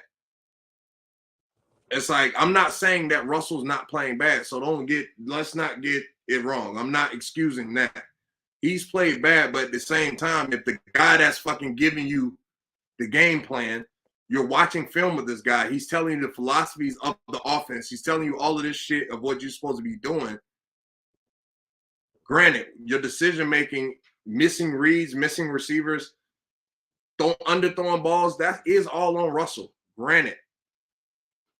A lot of that shit was just bad motherfucking decisions. And sometimes you got to understand receivers are crybabies sometimes. Like the one time Hamlin was clearly wide open, totally agree why he took his helmet off and was mad as shit at this motherfucker. Completely understand.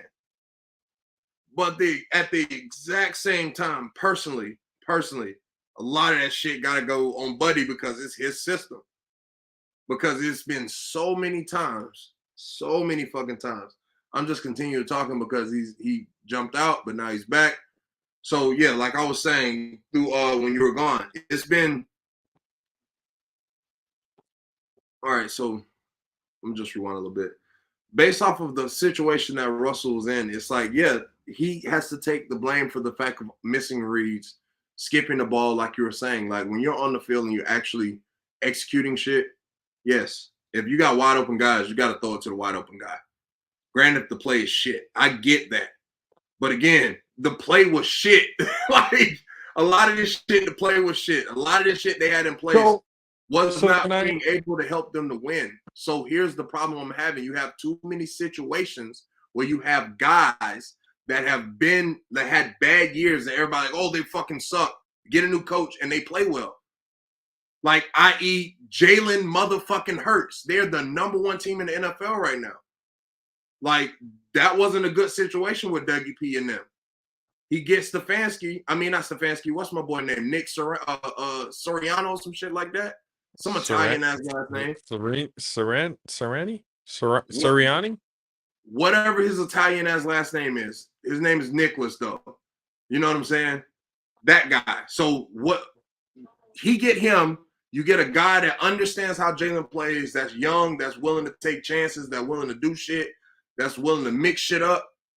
There it is. Same thing that happened when y'all had McDaniels at the 49ers. That's why you had that potent shit. That's kind of what happened when you take that shit to Miami.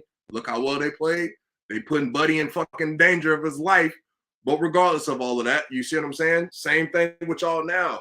You take chances. The 49ers right now, that's supposed to be the fucking thing. You take chances. You utilize the guys you got. You see what I'm saying?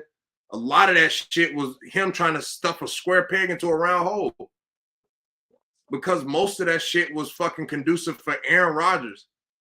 Like, everybody said that shit in the beginning of the year. And I said very first week 1, I said, this shit not going to work at all. That coach is finna be the detriment of Russell Wilson. I literally said that shit. I said, they're not going to be good at all because of that coach. I clearly called that shit after that fucking timeout situation. I'm like, yeah, they finna be sorry as fuck. I knew it then. Just simply because of that situation. They wanted Aaron Rodgers. They built that team for Aaron Rodgers. They didn't build that team for Russell. They settled with Russell. They made that bid for Russell because Russell was wanted by multiple teams.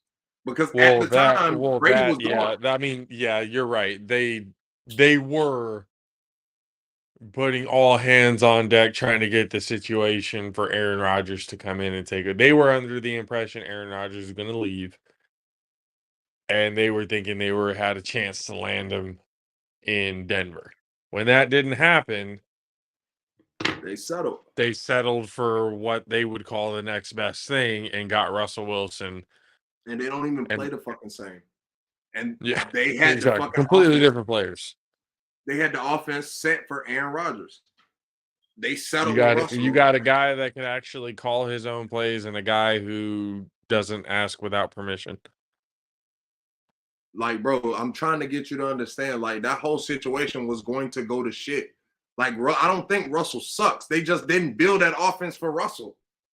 Like, they didn't build none of that shit for Russell. They gave all that shit to Russell because you probably hear the rumors. Oh, they wanted Aaron. Like, this shit ain't for you. You the second-rate person. They did all that shit to fucking sweeten the deal to make Russell not cry and bitch and complain. Because if he the soft guy that everybody say, what do you think what do you give somebody that's a crybaby? You give them an office. Oh, you can come any time of the night. You don't even got to go in there. You can just go in your office and watch film. Nobody will bother you. You know what I'm saying? You can just go in there and just do whatever you need to do. We have meetings, all that kind of shit. You in your office by yourself. Just think about it from that perspective.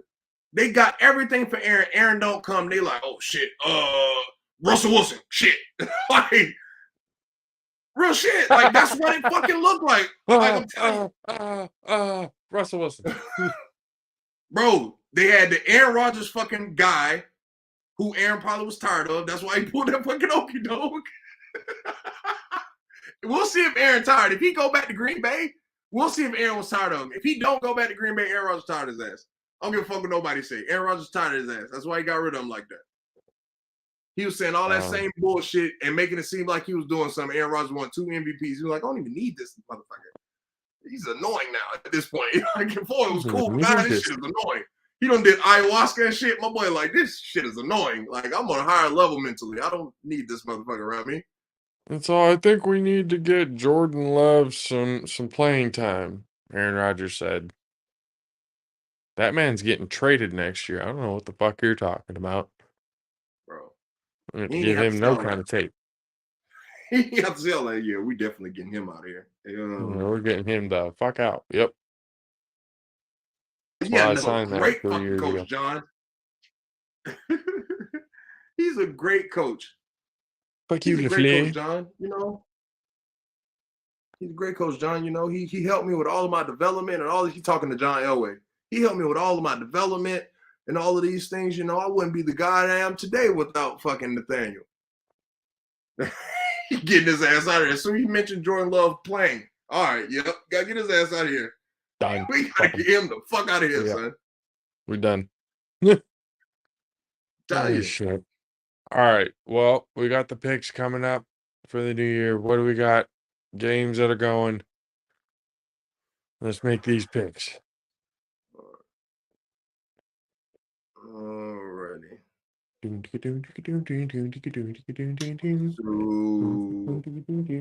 first game, you got the Jags versus Texans. Jags versus Texans. Yep. I will take the Jags. Is there any way I can just pick the tie? Nope. There Nope. has to be a way to pick the Nope. tie. I mean, Nope. the No. Texans tied already No. this year. It's not how this works. They tied though. They're They 12-1 have once before. That automatically this makes season. it. Yeah, they're not. It's not going to happen twice. It's never happened. Well, And it never will happen. How do you figure? It's not going to happen. The odds on people tying is pretty fucking low. It's okay. It's not going to happen. It's the Jags and the Texans though. They can tie. Okay. It's not going to happen. I mean, As much as you want it to, it's not going to happen. I prefer to say it would happen. Like, I don't get why you making it seem like it wouldn't happen. Like, all right, so how about this? Hypothetically or pathetically. You can pick one. If they did tie, what would you do? If they did tie, Yes, sir. I would say that Trevor Lawrence might not be what they thought he was going to be. Why would you say that? Because I said, what would you do? You said Trevor Lawrence was not where he would have wanted to be. that's what I'm thinking. Well, what I do, I would literally be like, well, fucking happen. I don't know what else you would want. I would literally look at it and go, well, Trevor Lawrence really ain't shit then, I guess. That's what I would do. That's what I would look at it going, oh, he fucking tied the Houston Texans. He's in the same boat as us. He's just y'all lost. bad. That's a different situation. They tied. Tied is not a loss. Tied, actually, when you get to a tiebreaker, when you get to the standings, and you got the same record and you got a tie and they don't, you get the fucking pass. Besides so they the point. consider the win in situations like that. Semantics at this point. But I'm picking the Jags. You got to pick a team. I'm going to pick the team that beat y'all. Fuck y'all, man. Pick Houston. Yeah, I was about to say, I was like, there's no way he picks the Jags here. All right, you got the Elfman and the team in DC. The who? The Elfman and the team in DC. The Elfman. Yeah. Am I supposed to know who that is? The Browns. Oh. Or like now that you say the Browns, called Deshaun Watson massage envy. That shit is so fucking funny. Now that you say the Browns, the elf pops into my head. Yeah, everything makes sense, bro. Everything makes sense at some point. You just gotta find it. The Browns versus who? The team in DC. I refuse to say their name. The Washington Commanders.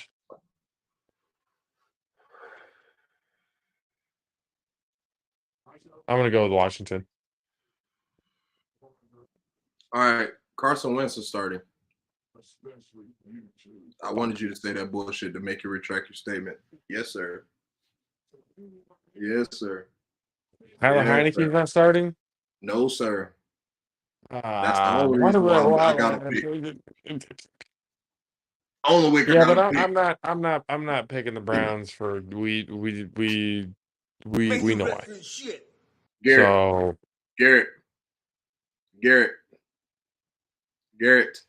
Just say Garrett and just move on. Just say Garrett.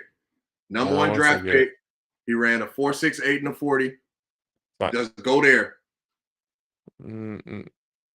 That's you just lean there. Just lean on that. Lean on the defense. I'm telling you. No. All right. You're still picking The team in DC. Yeah, but I'm thinking like Carson Wentz is going to suck so bad they're going to put in Tyler Heineke and he's going to create like some big ass comeback and win. So that's what I'm going by. That's less unlikely than my tie. Next game is the Saints and the Eagles. Saints and the Eagles. They're in Philly too Eagles. in January. Eagles. Yeah. For Colts sure, Giants Eagles. in Jersey. Giants. Same. Dolphins Pats in New England.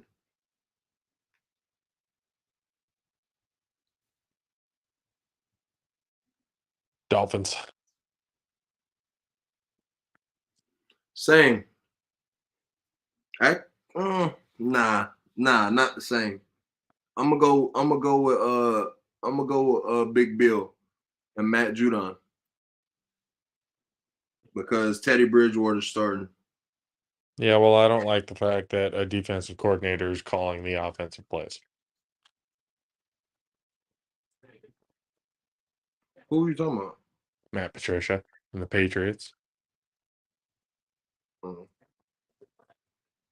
Another failed head coach out of the Bill Belichick tree. That's a fact. You got another one in Vegas right now, shit in the bed too. So you got a massacre after that. You got the Broncos versus the Chiefs. Chiefs. You got the Bears versus the Lions in Detroit. I love how you didn't even have to pick. Bro, I said it was a massacre. Like, I literally said my pick when I announced it. Like, people heard that. They said, oh, shit. Yeah, that's a massacre. Yeah. What was the next one?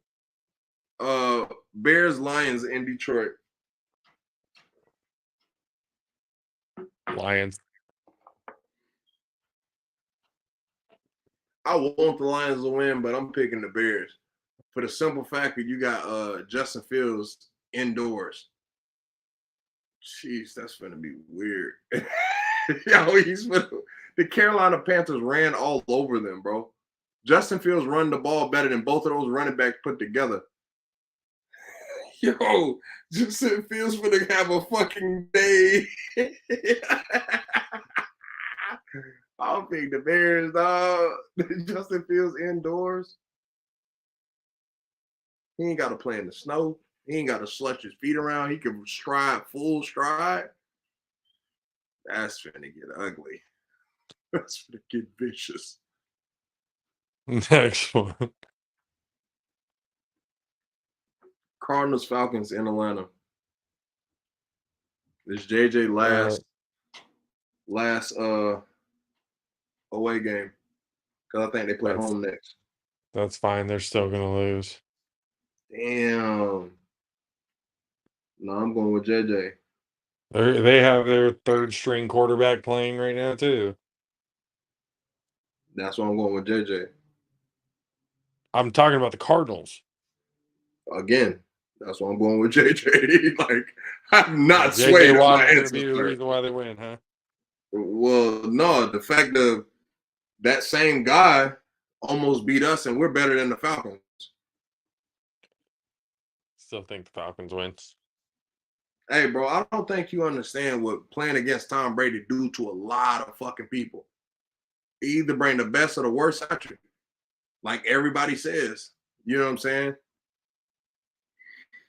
And after they play Tom Brady, a lot of people play a lot better, bro.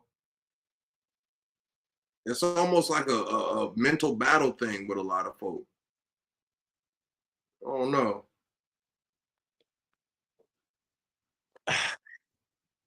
Next. Yeah, you got the Panthers, Bucks. Hey,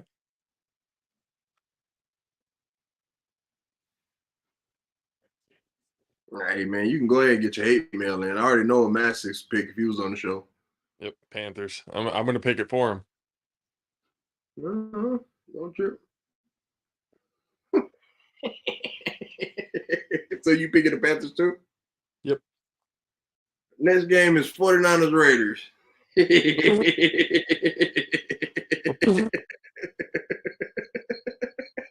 Please.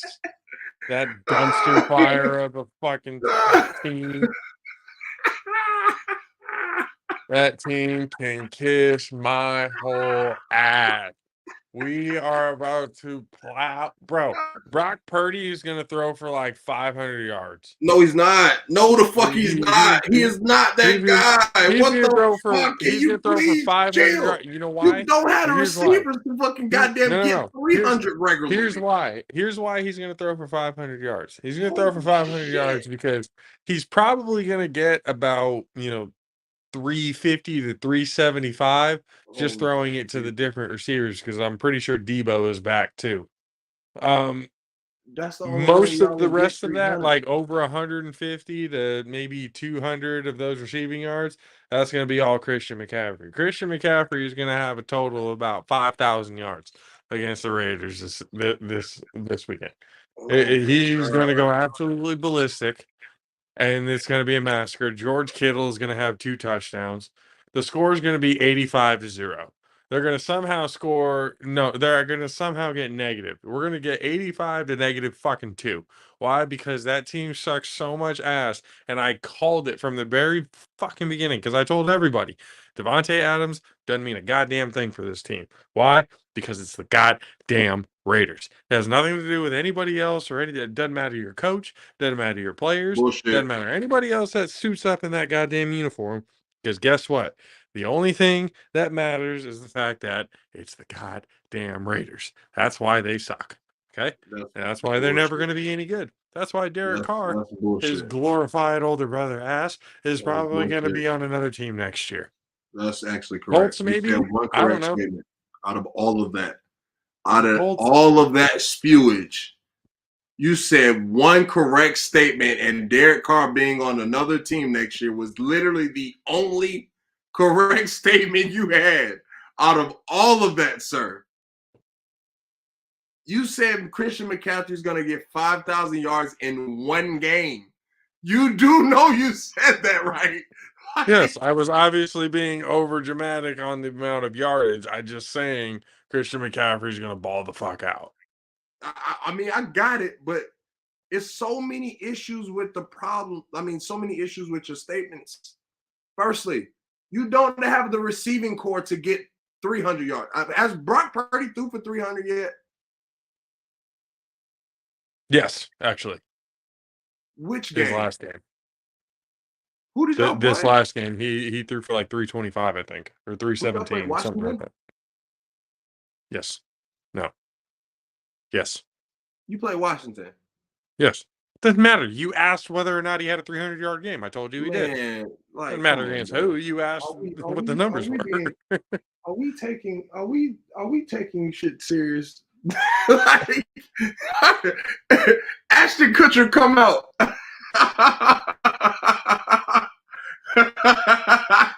I gotta be getting punked. Pull Ashton Kutcher's window up. He on this fucking goddamn stream. I know he is. Where are you at, Ashton? God damn it. Pop out. It's old now. That was almost 20 years ago, sir. No, but seriously though, like, come on, man. Come on, man. A lot of that shit. Like, right now, the reason why Brock Purdy gets 200 yards, or you know what I'm saying, is really Christian McCaffrey and George Kittle. Ayuk has contributed because Buddy has stepped up his game. I can admit that I still think he's not that good, but he has stepped up his game. I can admit that. Problem number 3. Let me guess. Y'all still got B Rabbit as your head coach. No, that's problem number 1. Oh, okay. I don't even gotta say that shit because you know that. I was gonna say, at least you don't have to say it go out through your that mouth. now. I don't have to say it, so you know I'm gonna say that. So no point even mentioning that. Yeah, that's no the point very first. That's point 0 actually.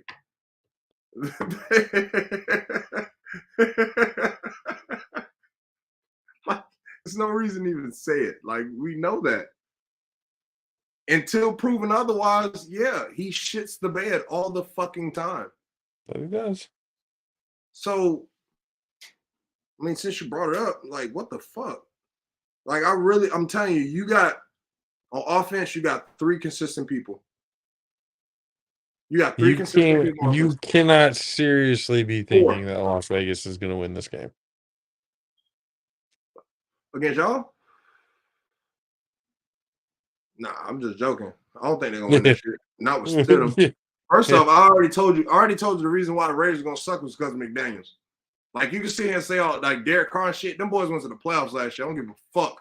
They went to the playoffs with a special teams coach. Like, bro, like, he don't coach offense or defense. He's special teams. He couldn't help Derek Carr in the slightest. And they went to the fucking playoffs. Say what? And then got spanked. Bro, regardless, they made it to the playoffs with all of that shit going the fuck on. His number 1 receiver murdered somebody. Like, come on, dog. Them tears was for last year. Everybody was joking and crying about Derek and shit. Them tears was from last year, bro. Now that I think about it, that shit was from last year. He ain't let that shit out. All that shit Derek Carr went through last year, John Gruden, the fucking players, motherfucking not Judy, what's buddy name? Fucking Russ killing somebody. You got fucking players going left and right, then Darren Waller gets hurt fucking 15 times in the last 2 years. Like, come on. Like, it was a shit storm in fucking Vegas, bro. These last 2 years have been a shit storm. And people really not admitting that. They just blaming Derek Carr. It's like, that's not fucking fair to that man. Because he been consistent the whole time. This year, ass, because his coach. Like, until you show me a season where Josh McDaniels has he's been the head coach and the quarterback played well and he was the coach, then cool. Because everybody shit on Tebow, so you ain't got shit. Nobody got an arm to stand on to say Josh McDaniels is doing anything to help these motherfuckers get better. Because his only quarterback that he actually had success with is the fucking GOAT. So this is another situation like Nathaniel Hackett. This is some bullshit. Except they went with the quarterback and got him out of there versus the goddamn coach. Yeah, they can't get rid of McDaniels. We know that he's there for another year. They can't get rid of him because they can't afford the buyout. So the Raiders are broke on all things too. I mean, that and the fact that they trying to use him to attract Brady, which that ain't gonna work because they defense suck. Y'all defense ass. Why would Brady come to Vegas and y'all got a terrible defense? Everybody keeps saying that shit. Oh, Devontae Adams, which he's gonna leave. He's gonna request a trade the moment y'all fucking goddamn. Soon as that shit tick 0 week 18, he's requesting the trade. You can damn near guarantee it. You can damn near guarantee that shit. He's gonna request a trade as soon as the game over with. He gonna take his jersey off and throw that bitch like LeBron did when he left Cleveland the first time. Like, that shit gonna get weird fast. But like, I'm telling you, fucking Jacobs might fucking do a sit out or some shit till they retrade him. Like, I don't think nobody want to be there, bro. And that's kind of a problem. You got Darren Waller get hurt all the time. They load him up because they ain't really got good receivers like that. Then you get Devontae, but Darren Waller already still kind of beat the fuck up, so he just get hurts again. Like, come on, dog. Like, that was a shit show in Vegas. And nobody really wanted to admit that shit. They just had expectations because of Devontae and who he was, because he came from Vegas. I mean, he came to Vegas because of Derek, and they got Jacobs, and he good. Darren Waller good. Hunter Renfrow got 1,000 yards or whatever the fuck. So Hunter Renfrow got hurt week 1. Like, Darren Waller got hurt early. Like, they had a lot of injuries to their offense where it's like his targets was gone. And he had a bunch of fucking 4s and 5s out there and Devontae. And they like, oh, he forfeiting Devontae. No fucking shit. This is a number 5 starting at the fucking goddamn spot. He's doing the same thing Aaron Rodgers is doing. Well, no shit, because he's the only receiver he's got. That's what I'm saying. They like, oh, Derek Carr sucks. Man, look, he does. Devontae got more yards with Derek than he did with Aaron. Derek Carr's cheeks. Bro, what the fuck? Absolute cheeks. Well, through a what it was, 11 game span, some shit like that. I don't know. Derek Carr ain't cheeks, bro. He ain't. And that shit is so unfair to that man, dog. Old gigantic Brazilian butt lift style booty cheeks. Just absolute nasty. He's terrible. Terrible. That shit Like I said, disrespectful. over glorified version of his brother. I don't know where he could go right now to actually He's fucking going start nowhere. and He's play probably going to go to outside. the Colts. The Colts are going to have their what? They're not gonna pick him. Sixth starting quarterback. They're not gonna pick him. They're not gonna pick him for the simple fact of where they position at right now. They should get CJ Stroud, bro. Think so? Think CJ? I think CJ CJ Stroud is Stroud the less number one money. pick to Houston. CJ Stroud's going to Houston. No, Bryce Young's going to Houston. Yep. There it is. Colts get CJ. Yep. Oh, is CJ Stroud even coming out? Probably. I'm pretty sure he announced. I thought he wasn't eligible to come out yet. I thought he was a junior or a redshirt sophomore. Thought he was eligible. I'm not entirely sure, but they've been talking about him a lot, bro, in the fucking draft news and shit. So I think he might be eligible. People talking about him like that. But yeah, anyway, like I was saying, CJ. Okay, I mean, I think that would be good for them. That would be good for Jonathan Taylor too. that'd be good for him and motherfucking Mike Pittman Jr. Yeah. And fucking goddamn Ali Cox.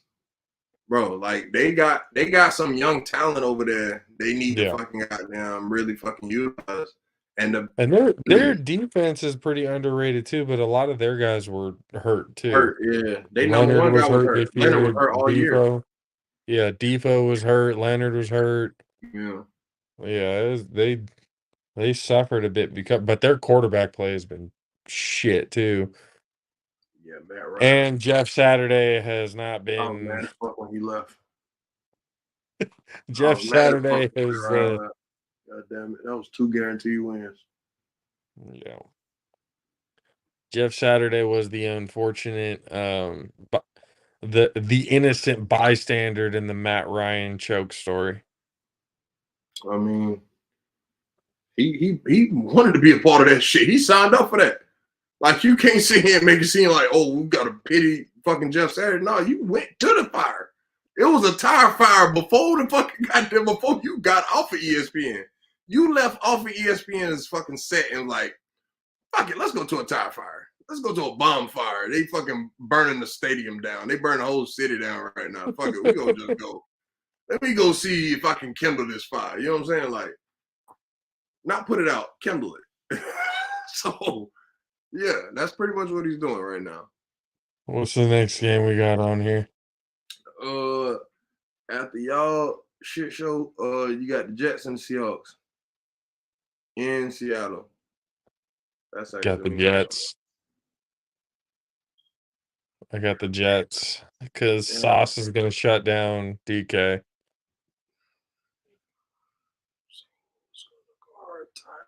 And Gino's kind of fallen off since, even though he's got a Pro Bowl vote, which,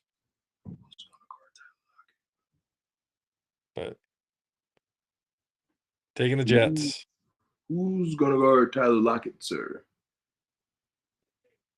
Because he's all over the fucking field. I mean, DK's cool, but Tyler Lockett's really the one that you need to worry about. They'll probably have Sauce do double duty. That's gonna be a problem. They'll have him guarding DK at some point. Then they'll have him guarding Lockhart and Searches, or not Lockhart. That logic doesn't seem comfortable to me. So I'm gonna go with Seattle. Jets. So you got Vikings, Packers in Green Bay. Ooh. Shit just got real. Justin Jefferson goes for 250.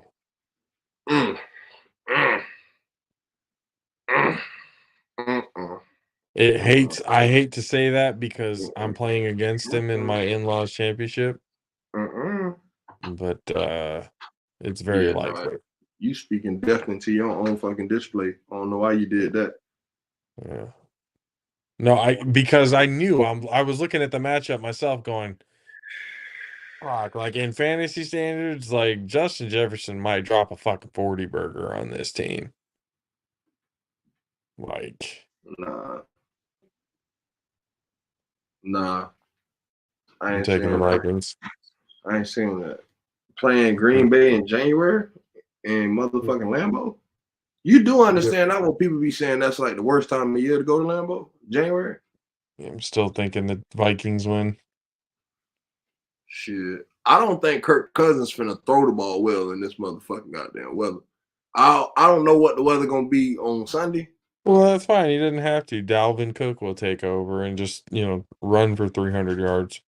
Nah, I don't. That's And looks like they're gonna run a lot because Green Bay's defense is shit against the run. they've been playing better.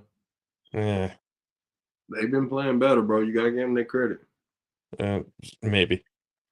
And receivers have been playing decent. So the young receivers watched them. So you're picking Green Bay? Yeah. Sticking with the Vikings. Actually. What we got next? The reason why the Vikings been losing games lately. That's the reason why. Vikings been losing games. Justin Jefferson been killing, but they've been losing Vikings games. have been winning. What are you talking about? Man, Vikings they won lost their game. last game, and they had that comeback against the Colts.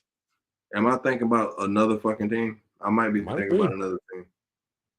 I am thinking about another team. What am I thinking about right now? I'm thinking about the Ravens.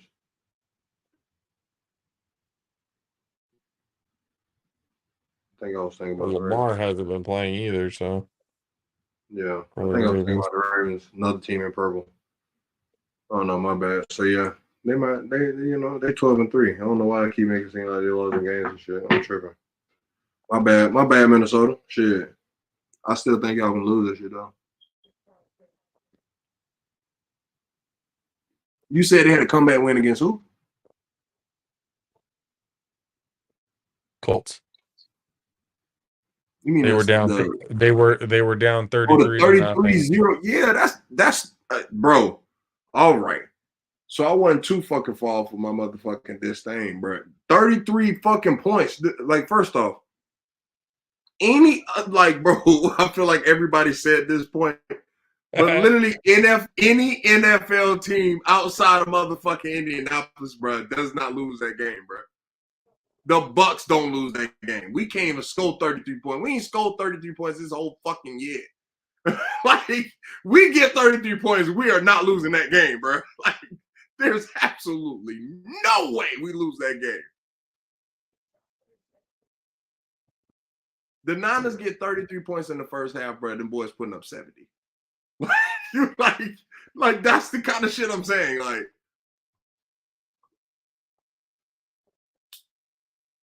nah, bro, I can't fucking rock with the Vikings on that. I even say Green Bay. If Green Bay go up 33-0, them boys fucking max their ass out. That's real. So I don't even like Aaron Rodgers now. You got Green Bay, I got the Vikings. Who's next? All right. Rams, Chargers in LA. Like it fucking matters. Both of them are in LA. I mean, as soon as I said it, I was like, I got a mouthful of smoke. I'm like, ain't no way I can goddamn correct that shit. I just gotta ride this wave, dog. Who's got home field advantage? Fucking neither one of them. Both their fan bases suck out there. Yeah, they got the Chargers as the home team, though. Chargers. May he rest in shit. They don't give a fuck about this game. They already done locked the playoff spot. I think they gonna rest motherfucking Herbert just so he don't get hurt. They gonna put my boy stick. I don't think so. I don't think so. I think he plays. Yeah. I don't know. I'm gonna pick the Rams because Big Bait got down. May he rest I'm gonna put a 51 of them things. 51 of them things on Krummer. On Shitty Krummer, team. he put 51. Plays a shitty team. God damn it. After that, is the Steelers versus the Ravens. Good God. I was trying to talk myself into fucking picking the Ravens mentally because I seen that game. And you remember my old roommate was a Steelers fan, so I still. Well, I mean, shit. The Steelers are not that great either. Fuck. That's a goddamn truth. But didn't they beat them earlier this year? The Steelers won earlier this year, right? I do not recall. I believe it Pretty was the sure. Ravens.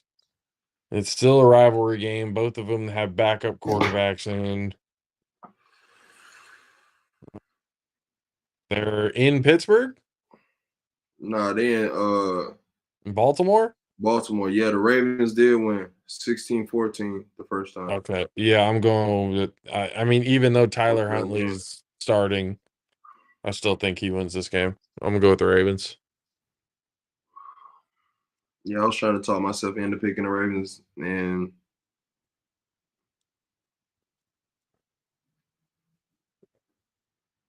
yeah, I'm gonna just pick them. Fuck it. I'll go with the Ravens. Monday Night Football, you got Bills, Bengals in Cincy. Bills, Bengals. Ooh.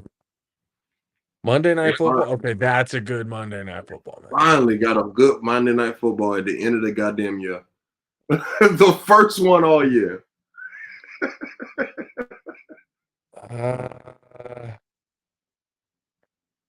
That's a tough one. They're in Cincy.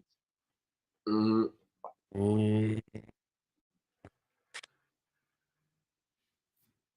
I gotta go Bengals here, man. Oh yeah, I'm going with Joey B. the God. I was about to say, how do you say it? Joey be the God.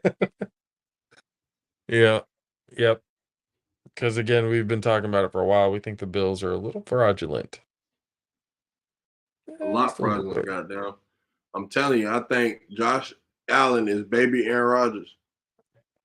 Real life. Baby Aaron Rodgers. He looked good in the regular season, but in big moments, he gonna choke the fuck out that motherfucking goddamn turkey. He gonna fucking he gonna choke the shit out that motherfucker, boy. The visual. That was Monday Night Football. Mm-hmm. All right.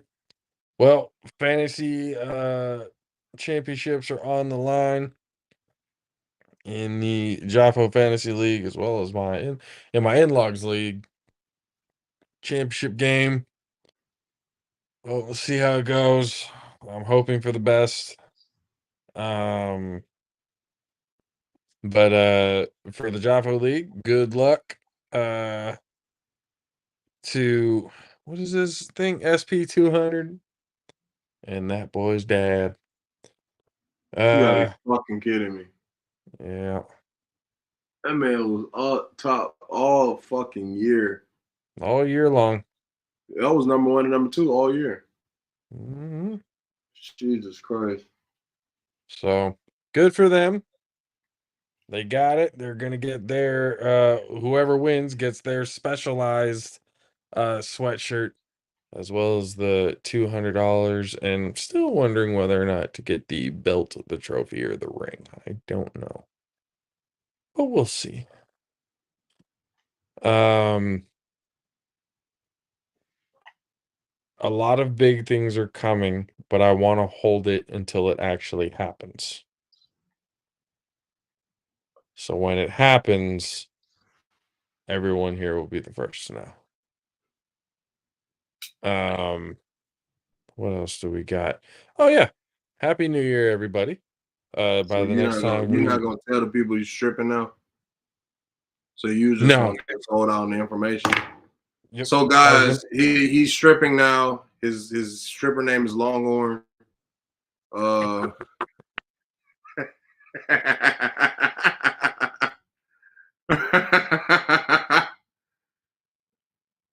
Yes, they let him in the building.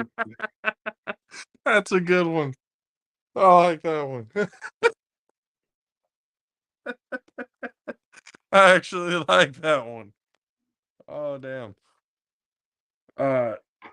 None of that at all is true, but that's shit's hilarious. All right. I'm telling you, you're going and coming to the stage now, ladies. Longhorn.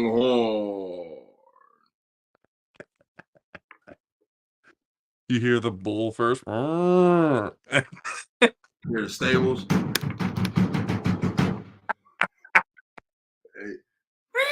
You hear the fucking bell. They ring the bell, fucking unlock. Ding, ding, They open ding. the gate.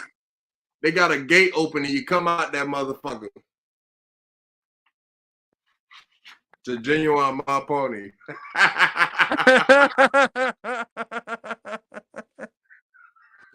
Oh, that's too good. Oh shit, that's too good. Yeah. Happy New Year, everybody. By the time we see you next, we will be in 2023, and 2023 will already be starting off big again. I will wait, but just be aware that a lot of big things are coming.